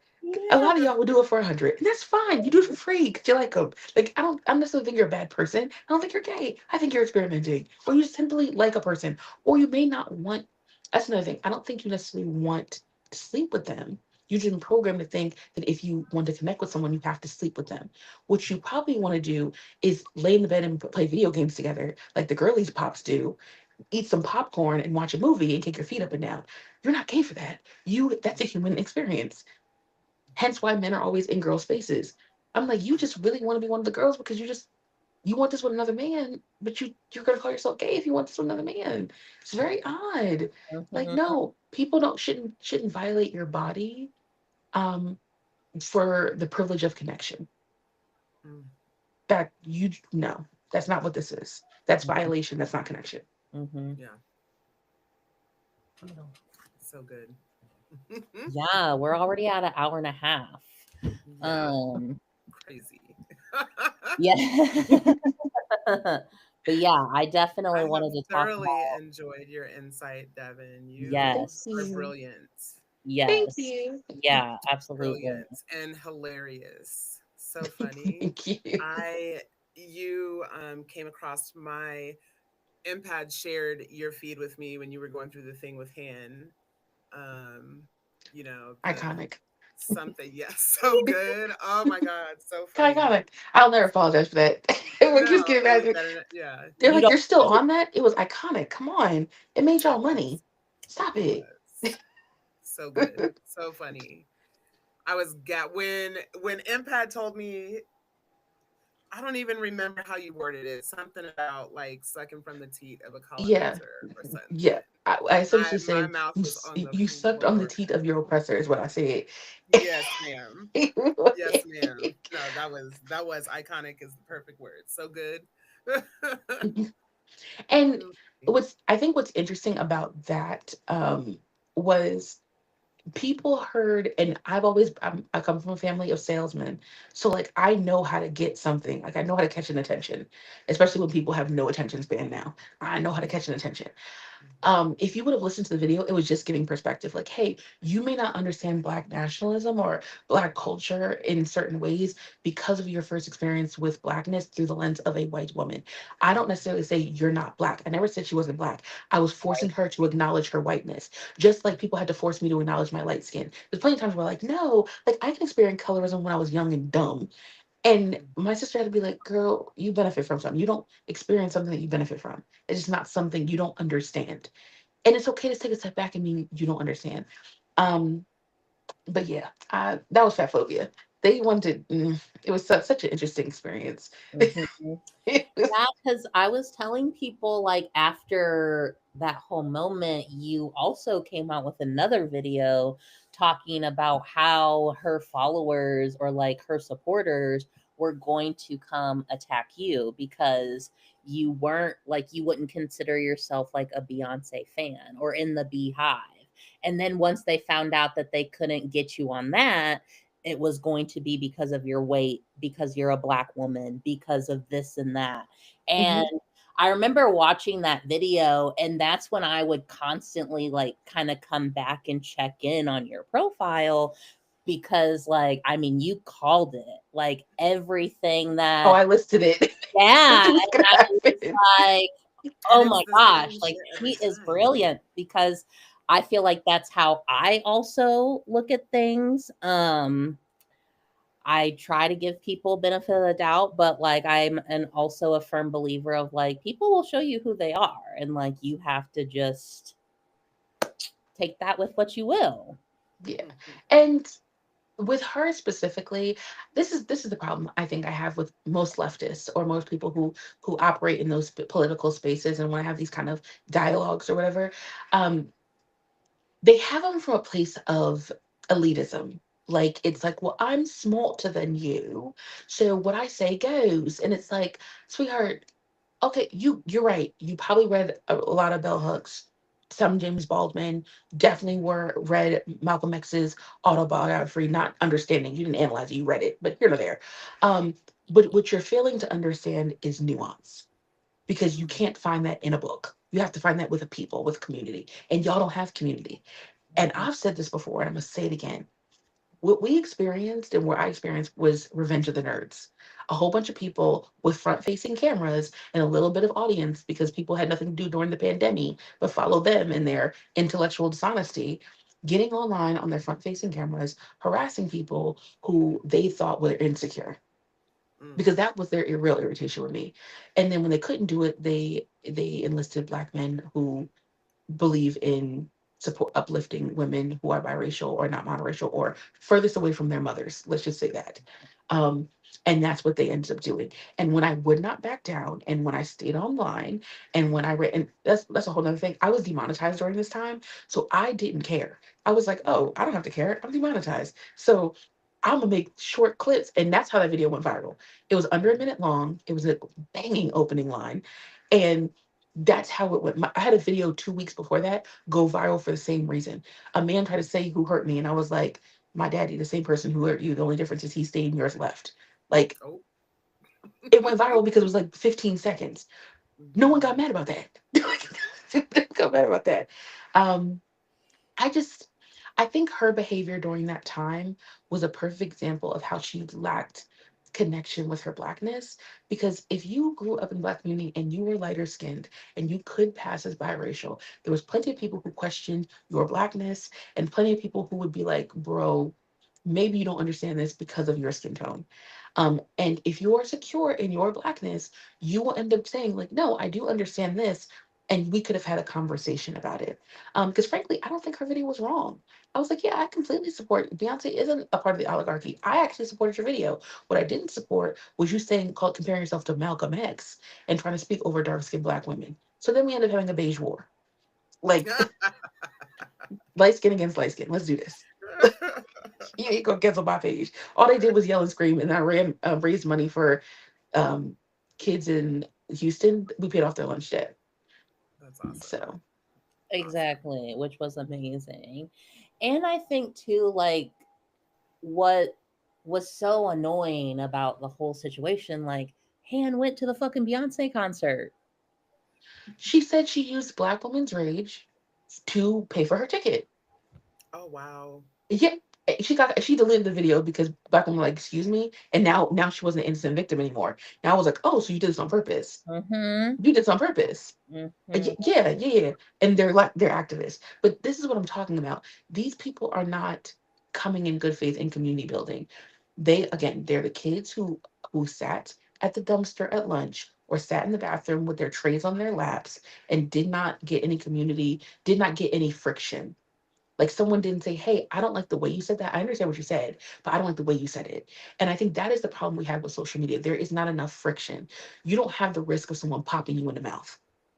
Like, as someone who still say what I want to say with the risk of someone popping me in the mouth, like, it's because I know how to say something online and I know how to say something in person. If she was standing in front of me and she spouted this out, I'd have been like, well, sweetheart, maybe because your mama, you know, was on the other side, you may not understand what these girls are talking about. Maybe you need to correct yourself. But the reality is, you would have never had this conversation in person because you would have gotten popped in the mouth. Like, you're not going to ruin my time where I'm hanging out with Beyonce and Beyonce did something fun. You come in here, well, actually, someone's going to pop you. Someone's gonna be like, get out the house. Don't come. We Mm-hmm. did some Beyonce, but it's still funny to this day when like a CJ, he actually just went on live with him and he was disgusting and horrible and berated me or whatever. He's like, you're a Beyonce fan, and I'm like, actually, no, I'm not. Like, I did not listen to Cowboy Carter. That's the gag of this whole thing. I've never listened to Cowboy Carter. Same. And it's not that I don't think she's It's so iconic. good. I bet you it is really good. Noah Khan's a new album was great too, and that's what I prefer to listen to. Like, that I is feel you. the I funny feel thing about, I appreciate her for what she does, but I can yeah. also appreciate she is a billionaire. But I can also appreciate the fact that she's an accessible billionaire, meaning because she's a black woman, because she doesn't talk back to you guys bully her. You say what you want to her, knowing she's not gonna say nothing back. You would never say this about Elon Musk because he would be having Twitter fingers and trigger fingers all up and through your cells. So like that's what I don't like. I don't like a bully. I don't like a Yeah. bit fake. Bully someone you know who's gonna bully back. Mm-hmm. Yeah. Yes. I love that one. Word. And I think too that was like an issue because I followed both you and Han like before that whole thing happened. And so when I saw those videos, I was like, oh shit, like why are the girlies fighting? What's going on? Because I I have agreed on both videos that you guys have put out. And I agree, like I didn't disagree with what Han was initially saying in her original statement. What I had a problem with was like, okay, here you are talking all this on Beyonce. Again, where's this energy for Elon Musk, Taylor Swift, like all these other white billionaires? And that's always my issue just in general. Like, again, not to say Beyonce's right because she's a black woman who's a billionaire, but like, again, why are we always comparing like the blackness of it? Because the people we're talking about have been, because they're in white supremacy, have been trained to protect whiteness. And honestly, they see whiteness as a threat. So no, Han, you're not gonna go in the house with your mom and spill all this rah-rah and this hoopla about a white man or a white woman because you're sitting in the proximity of a white woman and you know she has more power than you socially. Let's just keep, even as your mom, let's keep it a beam. You're not going to do that. So who do? You pick on someone with less social power than you. And someone who you like, who is not gonna come. Beyonce is never going to come and send someone after you.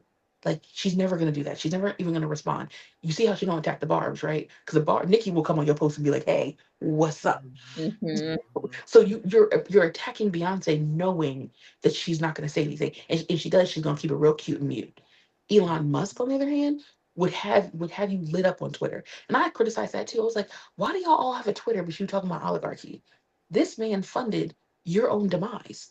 Why are you on Twitter?" I don't have a Twitter. Like, I I don't go to Beyonce. I didn't go to Beyonce concert. I did go to Beyonce concert. I realized back in the day, like on Facebook, it reminded me I went to Beyonce concert years ago, didn't pay for the ticket, and honestly forgot about the concert. So that's how you know I'm really I forgot. I forgot because I wasn't focused. I was hanging out with my friends. Um, I really was. It was a free ticket, and I just wanted something to do. But like, this is. I don't think. I think Hannah's very smart. I think CJ's. All of them are so smart. You are young and you lack nuance, you lack empathy, and lack life experience. Not everyone can be MLK. And I think that's what they got in their head. They're like, well, MLK did all this when he was young. That's why there's one MLK and not another one.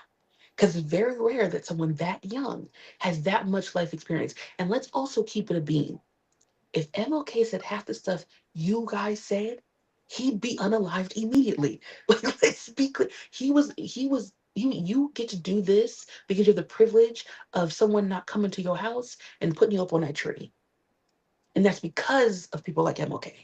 So when you start quoting him and comparing yourself to him, compare yourself to, well, Malcolm X is biracial. Girl. Now you Malcolm X? Girl.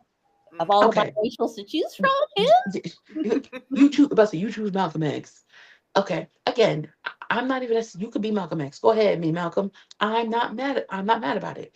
What I'm confused by is you clearly didn't listen to his message because you wouldn't be saying the things you're saying. And understand when he was giving those messages, he was risking his life. You're not risking your life. You're sitting here getting high with your palm colored friends and spewing out nonsense on black women to get some clicks and views. And I'm happy she got to go to the concert. I was telling people on TikTok, I was like, honestly, if the girl was smart, she should have hit me up in the DMs like, Gavin, I don't like what you said. Like, that was wrong. But I really want to go to this concert. I'd have been a villain. Oh my God, I would have played my part well. I'd have stitched her videos and done it. Well, let's make money together. Like, but the issue is you don't know community. Like, I've had people talk about me and I've reached out to them like, hey, that was a little off the wall. Like, I understand what you're saying. Thank you for the feedback. I will do some soul searching, but the way you said it, I don't like. So can we correct that? And we've had a whole full conversation back and forth and we've been able to exchange. But that's called community building. You have theory, not community. And you don't know how to build community. You know how to lecture at people. Why? Because you're in college. So you have to sit there and listen to someone lecture. So then you regurgitate what your professor said online and have people thinking you're smart because you speak in a cadence. Like, pastors do the same thing. Pastors will read one line of the Bible and we're hearing their interpretation of what they read. You are nothing better than a pastor. Like, Just to bring it full circle. right? You are. Mhm. You're a snake oil salesman. Like, Mm, that's what you're doing. And the issue you had with me specifically is you thought I was an insecure black woman who was gonna keep quiet. And then you end up getting up on someone who has dealt with people like you her entire life. And one of the perks of looking younger than I actually am is that people think like I'm in your age group. I'm 30, almost 31 years old. Okay. So yeah, this is light work for me. You are nothing compared to what I had to deal with when I was a kid. Because I had to see people face to face who talked to me crazy. Like, you get to hide behind, whatever. No, that's not the way this used to work. Um, but I do wish Han nothing but the best. I have no problem people follow both of us because I think we're both very intelligent people in our own right. Um, I do think though she wasn't ready for smoke. She wasn't ready. She wasn't ready for a good old black barbecue, good cookout conversation. You weren't ready for that. Well, and like you were saying earlier, like I would agree. I would think, not to say that you're not book smart, but Mhm. definitely Han, like you said, she's in college. Like she is projecting that she knows all this stuff because like she's reading it in fucking books. Like, Yeah. whereas like, yeah, I'm sure you're also reading books, but you're also living that experience. Yes. I'm living the theory. Yeah, Like, exactly. Hmm. and that is the beauty. This is what I never am going to criticize someone who is young and wants to be revolutionary. I get it. I was there too. I wanted to fight the good fight. I was going to storm the Capitol as well at 19. I did that. Then I went to work and realized, oh, there's a reason why during the civil rights movement they were hosing down 12-year-olds, because people who are 19, 20, 21 are at work. So if you say something wild on the internet and it gets back to your job, you're out of a job. Like, there is a very stop it. Like, you need to understand what you're saying. And I think they have this Katniss Everdeen idea of revolution, and I think that's the dangerous part of like the hands and everything like that.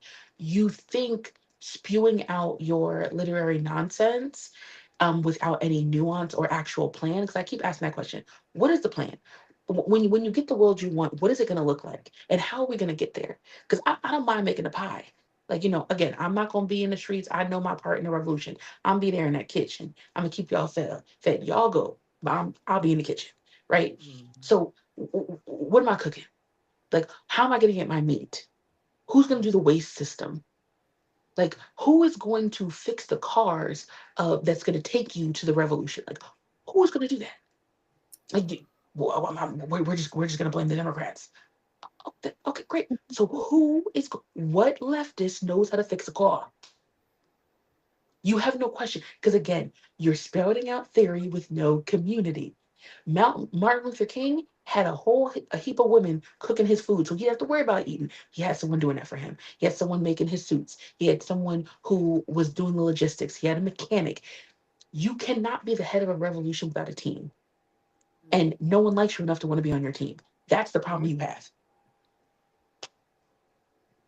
And I'd have been on your team. I have no problem. Like I said, I'll cook for you. I'll make you a plate. I forget the one video. You were talking exactly like this, and you were like, okay, cool, your degree is cool, but like, can you build a house? Can you plant a garden? Do you know how to hunt? Because, yeah, like, I think people think, this revolution is going to look like what we've seen revolution look like through Hollywood.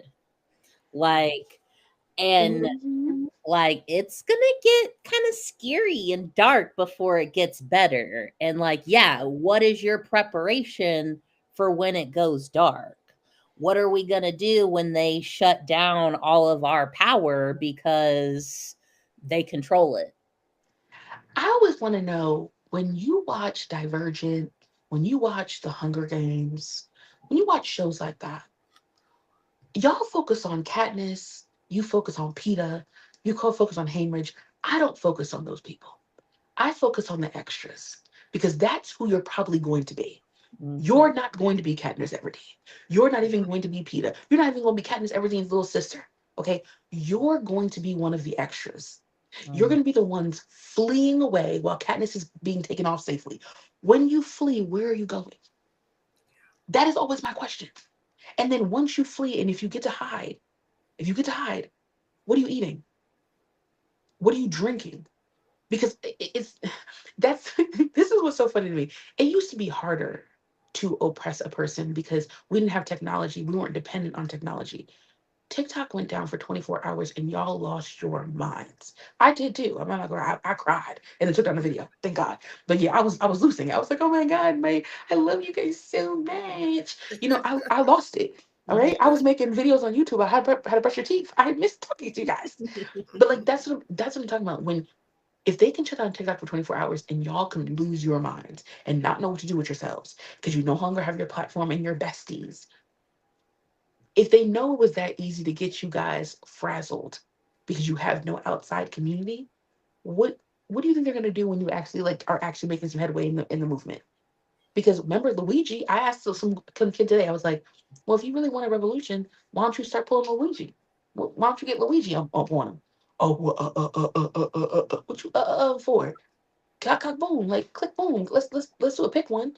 There's a lot This of is them. the United States, damn it. Number one for gun violence. I'm about to say, let me see you do it. These Let me are see you rookie numbers, guys. Exactly. And what gets me is the reason why you would never do that, and I would never, because again, I'm not Luigiing anybody. The reason why you would never do that is because you know you're not about that life. Luigi is living in hell right now. He thought he had back pains before. I can only imagine what the United States government is doing to him. And I feel so bad for that young man. We don't see him on purpose. They probably doing numbers on that young man. And the problem you're having is you know that's going to be you, and you don't want that to be you. Yet you want all the accolades he's got. Well, they've now suppressed his name where we can't even say his name on the app without getting shut down or the numbers not going anywhere. It's not that hard to shut you up. So again, what are you going to do? Who are you going to get rice from? Who are you going to get bread from? Do you even know how to make bread? Do you know how to have a garden? If that garden gets destroyed, do you know how to hide seeds? And the sad part is, as someone who loves homemaking, a lot of the people who know how to do that are Republican. Oh, that's a harsh reality. The mechanics, the HVAC guys are Republican. They're conservative. And they don't like you. Okay, they don't like you. Now I know how to make the conservative do something for me. I'm gonna bring over some bread and some food and be like, you know what? I don't necessarily like your politics. I think you're a little confused, but I do need my car fixed. So here's a nice warm loaf with some fresh bread. Can you go out here and fix these tires? Yeah. Like, but I don't have to necessarily like you, but we do have to survive the same evil. And y'all don't know how to work as a team with other people. And I think it's because of your age. You think you're invincible. I'm 30. I still think I'm kind of invincible. I'm learning very quickly. I am not. It is very easy to take me out and wipe me from the universe, and no one's gonna think about me again. Like, you think someone didn't have a theory before, like you? You don't think someone come on here and is like, we should get rid of the oligarchy? They've been doing that for 100 years. You don't know them anymore. Why? Yeah. The oligarchy got rid of them. Mhm. The oligarchy's like, that was cute. You get to go. Like, you can yell in that padded room that's dark with no windows, that's driving you crazy. Because that's a whole nother conversation. I'm like, when y'all look at the Hunger Games as like Katniss being victorious, there were people who were tortured during the Hunger Games. Do you think you're immune to that? Oh no, you don't think you think you're gonna live. They tortured Katniss. They tortured people that y'all whine and scream when someone said you suck on the teat of your oppressor. What do you think they're gonna say to you? What do you think they're gonna do to you? You broke after that. Like, and that's where I think that's why I think they're dangerous. Because it's like you are putting people's real lives in fictitious situations, and you're going to harm a lot of people. You need to stop. Read your theories, read your books. I'll even make you a little bookmark because I make them from scratch. But be honest, please.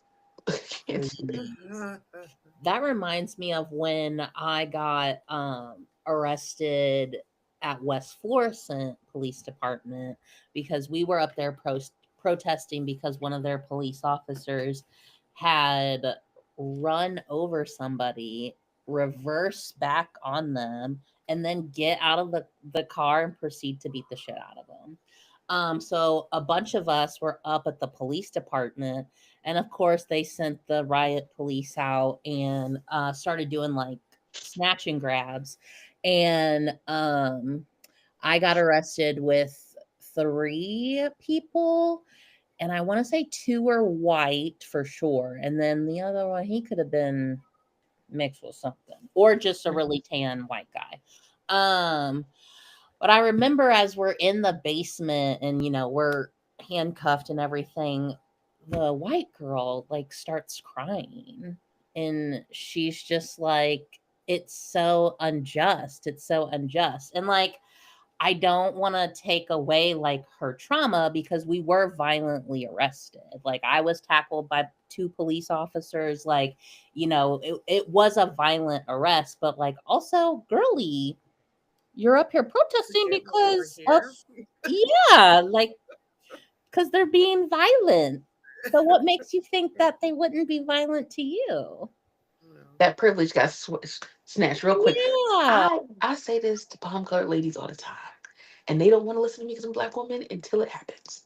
I said, your power only extends to the white man who will validate you.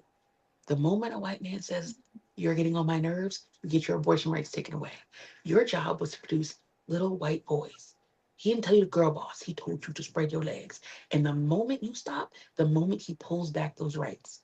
So what she experienced was her rights being taken away. And probably she was handled nicely compared to someone else. It was a big black man. I promise you he'd been treated worse. You got the nice end of the stick because they still Mhm. saw their daughter in you, but just an annoyance. So it's like you can't handle it. And what that's what another thing that bothers me. They had to train people to be spat on at lunch counters. Like they would go through try like we had to they had to like they would bring people in to spit on them and say things to them. And I'll never forget I heard a story of a young woman was talking about her grandmother and she was like, yeah, my grandmother actually um worked for Dr. Martin Luther King when they were doing these sit-ins. And she said she tried to do one of the sit-ins. She got through all the trials. They put them through rigorous trials. They went to do a sit-in and a white man hawked back, he was behind the counter, and spit directly in her face, and then smiled and looked at her and stared her down. And she said, in that moment, I knew I can't sit in no more. Because she was like, I was about to jump over. She like someone held her hand. The reason why he smiled because someone held her hand because she was about to jump. And you couldn't. You had to just smile and you had to smile back. You had to sing your hymnals. The problem is there is no training for that. You can't handle me saying what I said to you. You're not going to handle a revolution. I have no power over you. I'm a black woman and I'm a monoracial plus size black woman. I definitely don't have any power over a light-eyed biracial thin woman. I don't have any I can't control anything. If you can handle me saying something, that white man in office you're never going to be able to handle because I'm just saying something. I'm hurting your feelings slightly. Really, I'm just clicking you into service. Like, stop talking about this. This is loser behavior, right? Very loser behavior. Um, I gave you perspective. He's going to give you a kick in the butt. Okay, literally. Like, he will knock you from the rooter to the tutor. And if you can't handle that, you can't have a revolution. And that's, I think, the problem we're having. And maybe they need that realization. Maybe you need to get kicked from the rooter to the tutor and end up somewhere you don't know when you're going to go home. Like there isn't any due process for you to understand this is not a joke. This is not a game. Mhm. Like Martin Luther King was in jail how many times before he got freedom? Mhm. Like, come on. Mhm. Yeah, and I do get really annoyed with this whole like, oh well, there should be a peaceful way. Like, how are we supposed to peacefully protest for human rights? Nothing in America is peaceful. This is Yeah. not a peaceful country. It was built on the backs of enslaved human beings. What is peaceful about this country? And then you think the civil rights movement was peaceful. That was not peaceful. Okay, it wasn't peaceful. Harm was done to those people. I mean, and what bothers me is there's way more people who died during that time than lived. Like there are people who went out there and we don't know their names anymore because they never made it home and they were from some podunk town in Mississippi, and no one could track them. Like they never saw their family again because they were probably, and they could still be sitting in someone's jail down there being tortured. Who knows? That's about you don't know. You They don't were know. extras. They were the extras. Yeah, and exactly, they're the extras. And for some weird reason, not to be mean, if you couldn't get enough people to vote for you to be president or treasury at your middle school, what makes you think you're going to vote? Have enough people support you during a revolution? Like it's again, I'm gonna let y'all play the theory game. I like that you're in college. I like that you're at least caring. But be real. Like I said, I know I'm not that book smart. I'm still in school. I know I'm not that book smart. And I don't think I'll ever be that elitist because it's just not my thing. I don't feel like I need to throw a degree out there to prove myself worthy of anything. Um, but like I said, Having a I'm degree still is literally white supremacy. Like, they don't want to talk about how they use the tactics of their oppressor to oppress people that they don't like. You cannot call yourself a socialist, communist, whatever it is, and then participate in fat phobia or participate in degrading of black women that you don't appreciate. I was trying to tell CJ that last night. I was like, he's like, I'm not misogynistic. You do not like women who do not like you. Like I have to I don't let black men have hurt me bad. I said something, black men have hurt me bad. They've hurt me worse than any other man. I do not get to disrespect them. I do not get to not care about their humanity because a couple of Black men hurt me. That's not fair. Because the harsh reality is they are still a part of my community. So yes, they will get a plate of food. Now, may I throw it on that plate and you don't get a free snack reward? Yeah, like I'm petty, but I'm going to feed them and I'm going to house them and I'm going to give them water because they're out there doing a good fight. Like, and that is what community looks like. I don't have to like you, but I do need my car fixed. I don't have to like you, but you do need a meal. They don't know how to operate in that. Yeah, I want to kind of piggyback off like, yeah, I don't have to like you, but I need my car fixed. That reminds me when I was up Mhm. in the Appalachian Mountains, I needed an oil change, and my dad was like, "Oh, well, this guy down the road, he can do it for you." And I was like, "Okay." And he was saying how like he used to own a shop back in the day, all this other stuff. I was like, "Okay, whatever." So we pull up. First thing I see, Confederate flag, heritage, not hate. And I was like, okay. And then he comes out and he's like a heroin crack addict. Thankfully, I will say he wasn't high in the moment. Oh, okay. Yeah. Progress. Yeah. Like, thankfully, you weren't working on my car while you were, snorting in the back. But yeah, it was like, because I've gotten better, but I can be like, no, your thinking is wrong. And like, I will debate you all day on that. Like, let's go back and forth. And the older I've gotten, I've had to realize like, we can't be doing that all the time. There's a time and place. Yeah, exactly. And this was one of those moments that I was like, do I start something? Do I say like, so tell me what this heritage not hate is? Like, what does this mean to Not you? while he's under your car dealing with your oil pan. Exactly. I mean, I have found there is a way to sneak certain things in there. Like because I live now in the state of Arizona and I've had to explain to these people, like, you were not a part of the Confederacy. Like you were a state, they were literally, they didn't get that. The education system is bonkers here. Don't get it. But I'll never forget this young man who was buying tacos and I wanted my taco. Um, he had a Confederate flag on the back of his car, and I was just like, oh my God, you fly the flag with a traitor? That's so funny.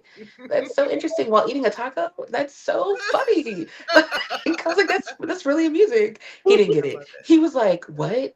No, it's this and that. So, we had a nice conversation, but I have found there's ways to add, like, where I stand. It's a respect thing. I think that if it's a respectfully done, where it's like a joke, like, you like traders and tacos, that's diabolical. Like, That's and it's wild. not like this rude thing. It's kind of like this conversation. That's the problem. We can't debate everyone, but we can have conversation with people. So yeah, like while you're under my car, like, hey, what heritage are you referring to? Stink? Like, what do you like? What heritage? Wait, you read you. Let me pull up a journal entry real quick. I'll tell you about your heritage. Let's talk. Make sure that oil right there. Make sure it's clean. Yeah. Thank you. You look so Yeah. good under that car. So by the way, so there's ways to do it, but like you said, like at some point, if you need your oil change and that's the only person there, and they're willing to do it, like that's another conversation. Some people are so ingrained in their hate, they will not help you. But I have found more often than not, those are the outliers. Just like there's outliers with leftists too, they just don't want to deal with people. Most people are like, you know what? I'm ignorant. I'm also scared of you because the experience I've had with you are bad. So it's not that I necessarily hate you. I don't know you, and the image I have of your people is poor. Um, so now I don't know how to operate. So now when people are scared, they get violent. When a dog gets scared and gets back in the corner, they start to bite. So if you realize, like, hey, you know what? That's fine. That's why I use humor typically. I'm like, okay, like Trader's tacos. Like I stole my taco. I'm gonna eat my taco. I ordered taco in front of him. He paid for it. It's like, and I was like, go ahead, reparations. Like, like it was a joking manner where he got educated. He did not know. He was like, I thought it was a part of the South. And I'm like, no, this is Arizona was a state we were fighting for. Like they were fighting to get Arizona as a part of no. And then he understood his flag. I'm like, you can still fly your flag, but understand what that means. There is a level of ignorance. You can't be proud of America and then want to support people who did not want to be American. Like I have pride in my country too, which is why I would never fly that flag. So it's an oxymoron. Um, Mhm. but we were able to have that conversation because I wasn't coming from a place of like, you're a bad person. No, Mhm. I found out you're really just an ignorant person. You're an ignorant person who haven't hung out with enough Black people. Mhm. And for some weird reason, forget your own history Mhm. because you can't say you don't like violence Mhm. Right. and fly the American flag or the Confederate Mhm. flag. Like, Mhm. that is a very violent representation of a country. Yeah, and I think too, like, because I've been called defensive, aggressive, all that stuff, and I think a lot of people don't realize though, like, I grew up in rural white country Missouri. Mhm. Like, I know what it's like to deal with people that will never get it. And like, I mean, there's a neo-Nazi motorcycle gang out there right now. Like, and so yeah, I've definitely had to maneuver how I go about certain situations. And I'll admit I have my own bias when it comes to white people because I have seen the worst of whiteness. And so like you do sometimes to me have to prove yourself that you aren't that way.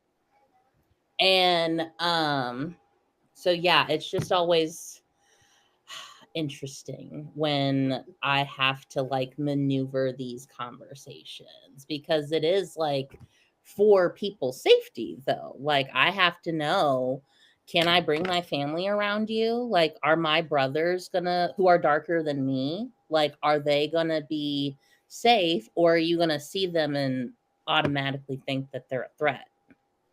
And like I'll never forget when my best friend was getting married, I was going to have her bridal shower at my parents' house, and they live technically in Ferguson.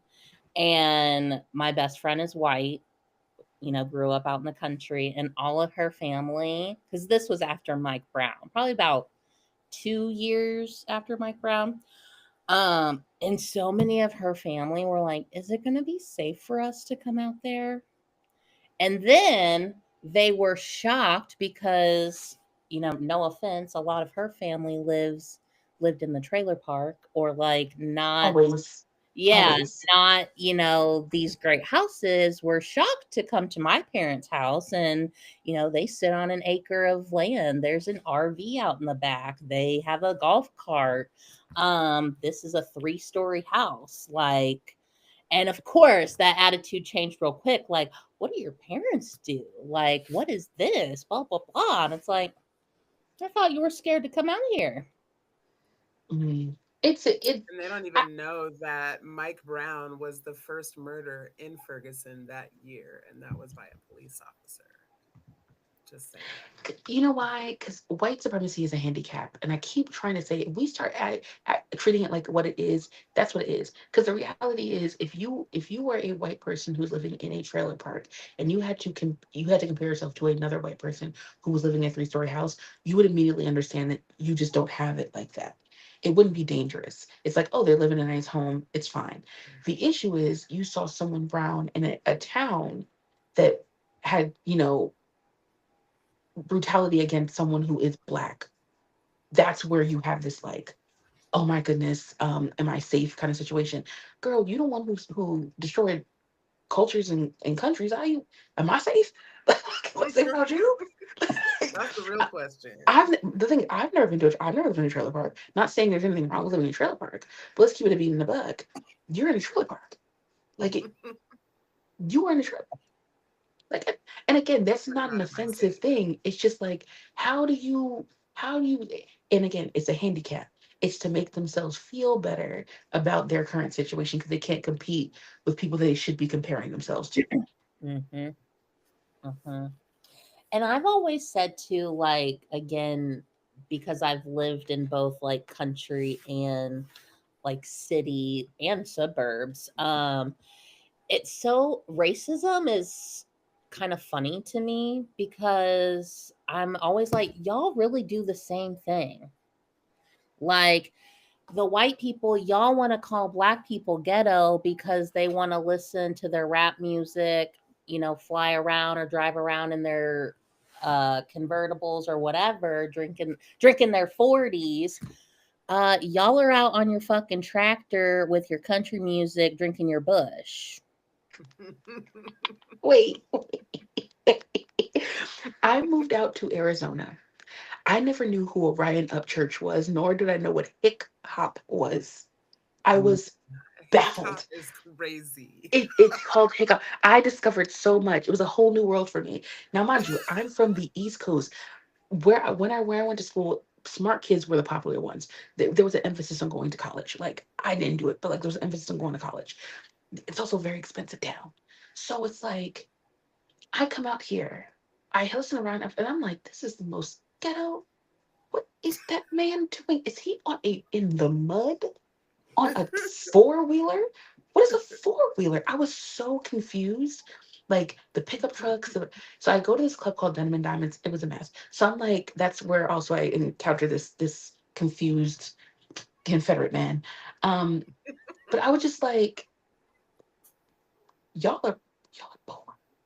Y'all are poor. Y'all are dirt poor. I mean, dirt ground poor.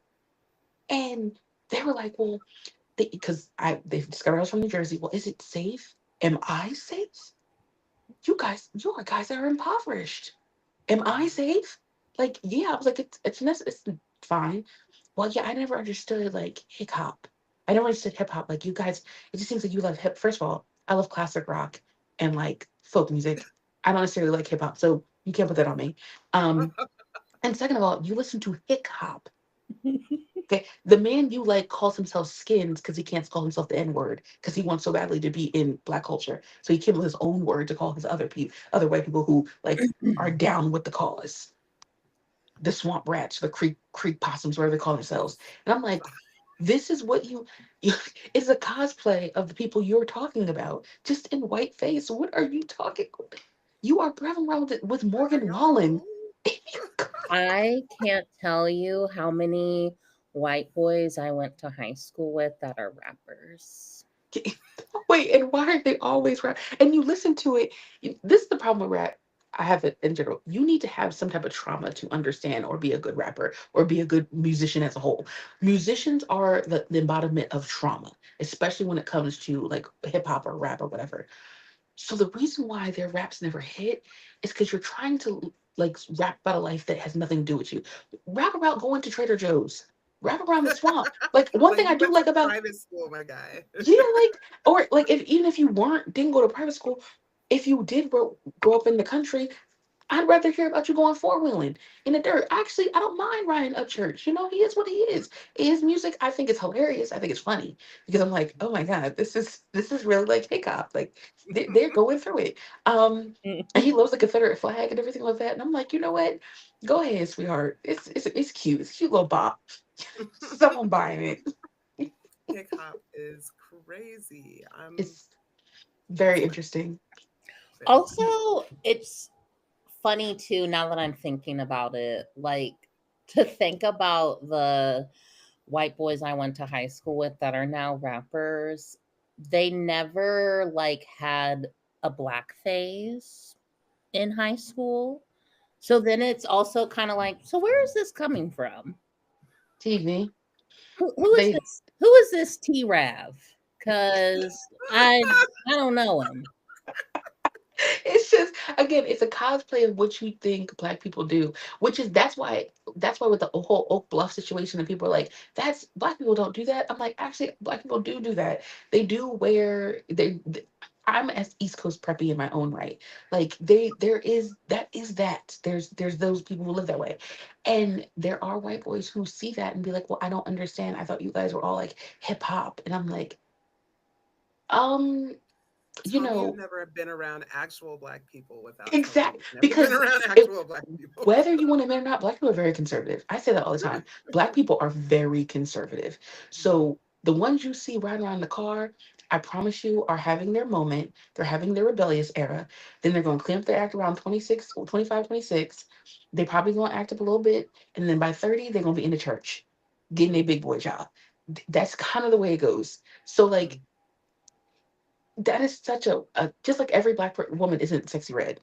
Like, there needs to be sexy reds. Just like why do you have to be cosplay as sexy red? Why do you have to cosplay as like little Boosie or little whomever they call themselves, little Uzi Vert, little something like that? Like, why can't you cosplay as like Kendrick Lamar? Like, there's so many other options. Mhm. Like Common, Tribe Called Quest. Like, please. Literally. There's so many other things. Like, there were so many other options, but they Yeah. had their fun. I actually find hip hop very funny, especially when you want a good laugh. Just turn it on. They don't talk about nothing. It really is Yeah. talking about the creek and their guns War winding and and their women. yeah, Yep. good Those stuff. short jean shorts and those cowboy boots. A Tell you lot of imprints on the inner thigh. A lot of trucks. She loves my what, tractor. She loves my yes, truck. yes. Um, and maybe that's why I never liked country music because I don't like trucks and I don't like tractors. I prefer like a nice Jeep or a sensible Subaru, you know, like a Toyota. Like the diesel engines just seem like it's bad for the environment. Just never got it. Yeah. Yeah, that was also raised in a Love town it. where like there's not enough space to like park that thing. I love it. At my high school during Spirit Week, there was a drive your tractor to school day. If that Mm. gives you any idea. Good My times. ex-boyfriend was raised in the mountains. He was a racist white man, which they love to bring up that I dated a white man. I'm like, yeah, I did. He was racist. That was a whole very jarring experience. Um, but he had family that had tractors, and I was like, why you're in New Jersey? This is crazy. Like they live like this up here. They warned us of people like you. Mhm, They mhm, warned us of you mountain people. Like, mhm. oh, they were lying. I mean, there was a cute little general store. I loved going to the general stores and stuff like that. Did I want to get home at before dark? Yes, 1,000%. Did I want to be here? I want to be in the safety of my like interracial town. Mhm, mhm. But it was cute to I mean, but that's the thing. That is your real life experience, and I feel like there should be representation there too, because there's definitely Black people who live in areas where you drive tractors to school, or that you live like that. And I actually appreciate, which is why I got kind of irritated with Han, because I'm like, Beyonce is showing a side of blackness that we don't really get to see. There's a lot of black people who never left after slavery. They made homes in the country. They are farmers, they're agriculturalists. This is what they do. And the fact that like she's from there, you're not. That's another thing that pisses me off. You're not from there. You're not a southerner. Okay. The Mhm. fact that you have all this smoke for southerners that are lawyers and doctors and farmers and actually the people who make the food that you eat like on a regular basis, as critical as you are, you wouldn't be able to grow up that tree without a southerner doing it for you or making it for you. It's just like, why the hostility? I feel like we do need more representation of southern black people, and not just southern black people, but like upper middle class southern black people, because that looks completely different from northerners or westerners. I've never been on a farm. Like, that's not what I do, but they have, like, they own horses and they own tractors, and the girls are just as pretty getting hay. Like, Mhm. I didn't get it. I didn't get it. But the, hmm, she got her tickets. I'm happy she got her tickets off the back of a black woman. Insane. The Mhm. irony was so Insane. funny. Like, Literally. The plays write themselves at this point. they really do. But like I said, I actually hope you still follow her. I hope you still engage with her content. Do not think that she is I think she's a very smart person. Mhm, Um, but she's a very smart kid or young adult. mhm, And I can't wait to see her in 10 years where she's a little bit of nuance, a little bit of life, a little bit of hardship under her belt. And if she still carries on that path, I think she's going to be amazing. I think CJ's going to be amazing. I just think right now they are incredibly dangerous because they're loud and wrong a lot. mhm. That's just it. But in the future, Yeah, they're great. Valid. right. Valid. Yeah, she's someone that I'm going to. Yeah, I still follow her. She's someone that I also want to pay attention to as time goes on, just because with like the current administration and everything, and everyone kind of doing this rebrand under Trump's presidency. And so, not to say that I think Han would go full like right wing, but I'm curious to see like Mm, maybe a little how far down that pipeline she goes. mm, I just think they're really close. I don't think people understand that you go too far left, you end up right back Mhm, where you don't want to be. mhm, Like, I'm just saying. mhm, There's a reason why a lot of people are not necessarily right or left, they're center. Because each mhm, side makes sense. Because if you go too far right, you end up real left. You would mm, end up too far right. It's the same person. Same mhm. person, same extremists, just yelling into the ether and not being realistic. Yep. But I said this. I was like, in about 10 years, this is gonna be scrubbed from the internet. Because, and I said this about a lot of them. I'm like, a lot of y'all are palm colored. Not her, but a lot of y'all are palm colored. And you went to college, you learned something new, you met a whole bunch of different cultures for the first time in your life, and you want, right, I want universal health care. And then you buy your first home. And then your family, your conservative family lets you back in. And they say, hey, if you want to be a part of this family, I don't want to hear that rah-rah crap. I don't care about what you feel about the blacks. Okay. Sit down and eat your like casserole and green be bean quiet. casserole. Okay, the Yes. green bean casserole. Eat your unseasoned potatoes and call it a day. I'm glad Mhm. you ate some oxtails in college. You'll never do that again. Okay, let it go. And then they're going to become the head of HR like they always do. They're going to go become nurses and they're going to become doctors and then they're going to buy their first house. And they're going to realize, yes, when Black people or minorities move into areas, it's called white flight, and your property taxes are going to go up and your property value is going to go down. And then how quickly they seem to go a little center, then they start leaning a little more right. Then they're like, oh, I'm my parents. You are. Because your parents went to Woodstock. Whole Mhm. time. your parents are Whole smoking time. doobies too. And then they went to college, they got married, they got pregnant, bought a house, and realized, I love my Black It didn't friends grow up. Yeah. on the other side of the train Right track. there. Yep. I'll come to your house. I'll come Mhm, to your house. You can't come to mine. mhm, Like, that's the harsh reality. But mhm. I can't wait to see what's gonna happen. Because like I said, I've seen this happen before, and it's always interesting how things have switched.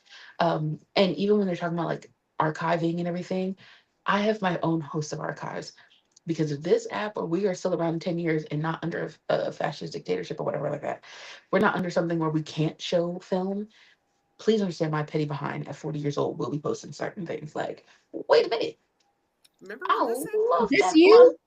I love that little blunt. Congratulations. 6'5", blue eyes, finance, trust funds.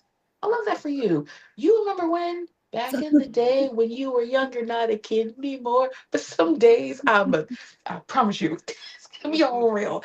And it's because I think we need to realize like you were a kid, right? And you're gonna come against you when you are 10 years from now. You're gonna come against you hot-headed, loudmouth, and rude. And I just want to see you at that time. I love social media for that. Can't wait. Yes. All Girl, right. Well, I we have think, been. Let's yeah, go ahead. You talking a go long time. Uh, Davin, thank you so much Absolutely. for joining us. I would love to have you on in the future if you would love to Absolutely. come Let me on. know. Yeah. Same. This was Same. great. And Right. Peppermint, Brilliant. yes, and I'm glad Goddess. we got to I'm obsessed. educate you on Love Island. Yes. Yeah. And thank you guys so much for having me on. I really appreciate it. Like I said, I'm truly a regular civilian. That's my puppy.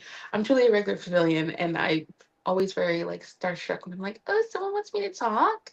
Okay, Amen. thank you. I Absolutely. love it. You can So much talk all day and I will just listen.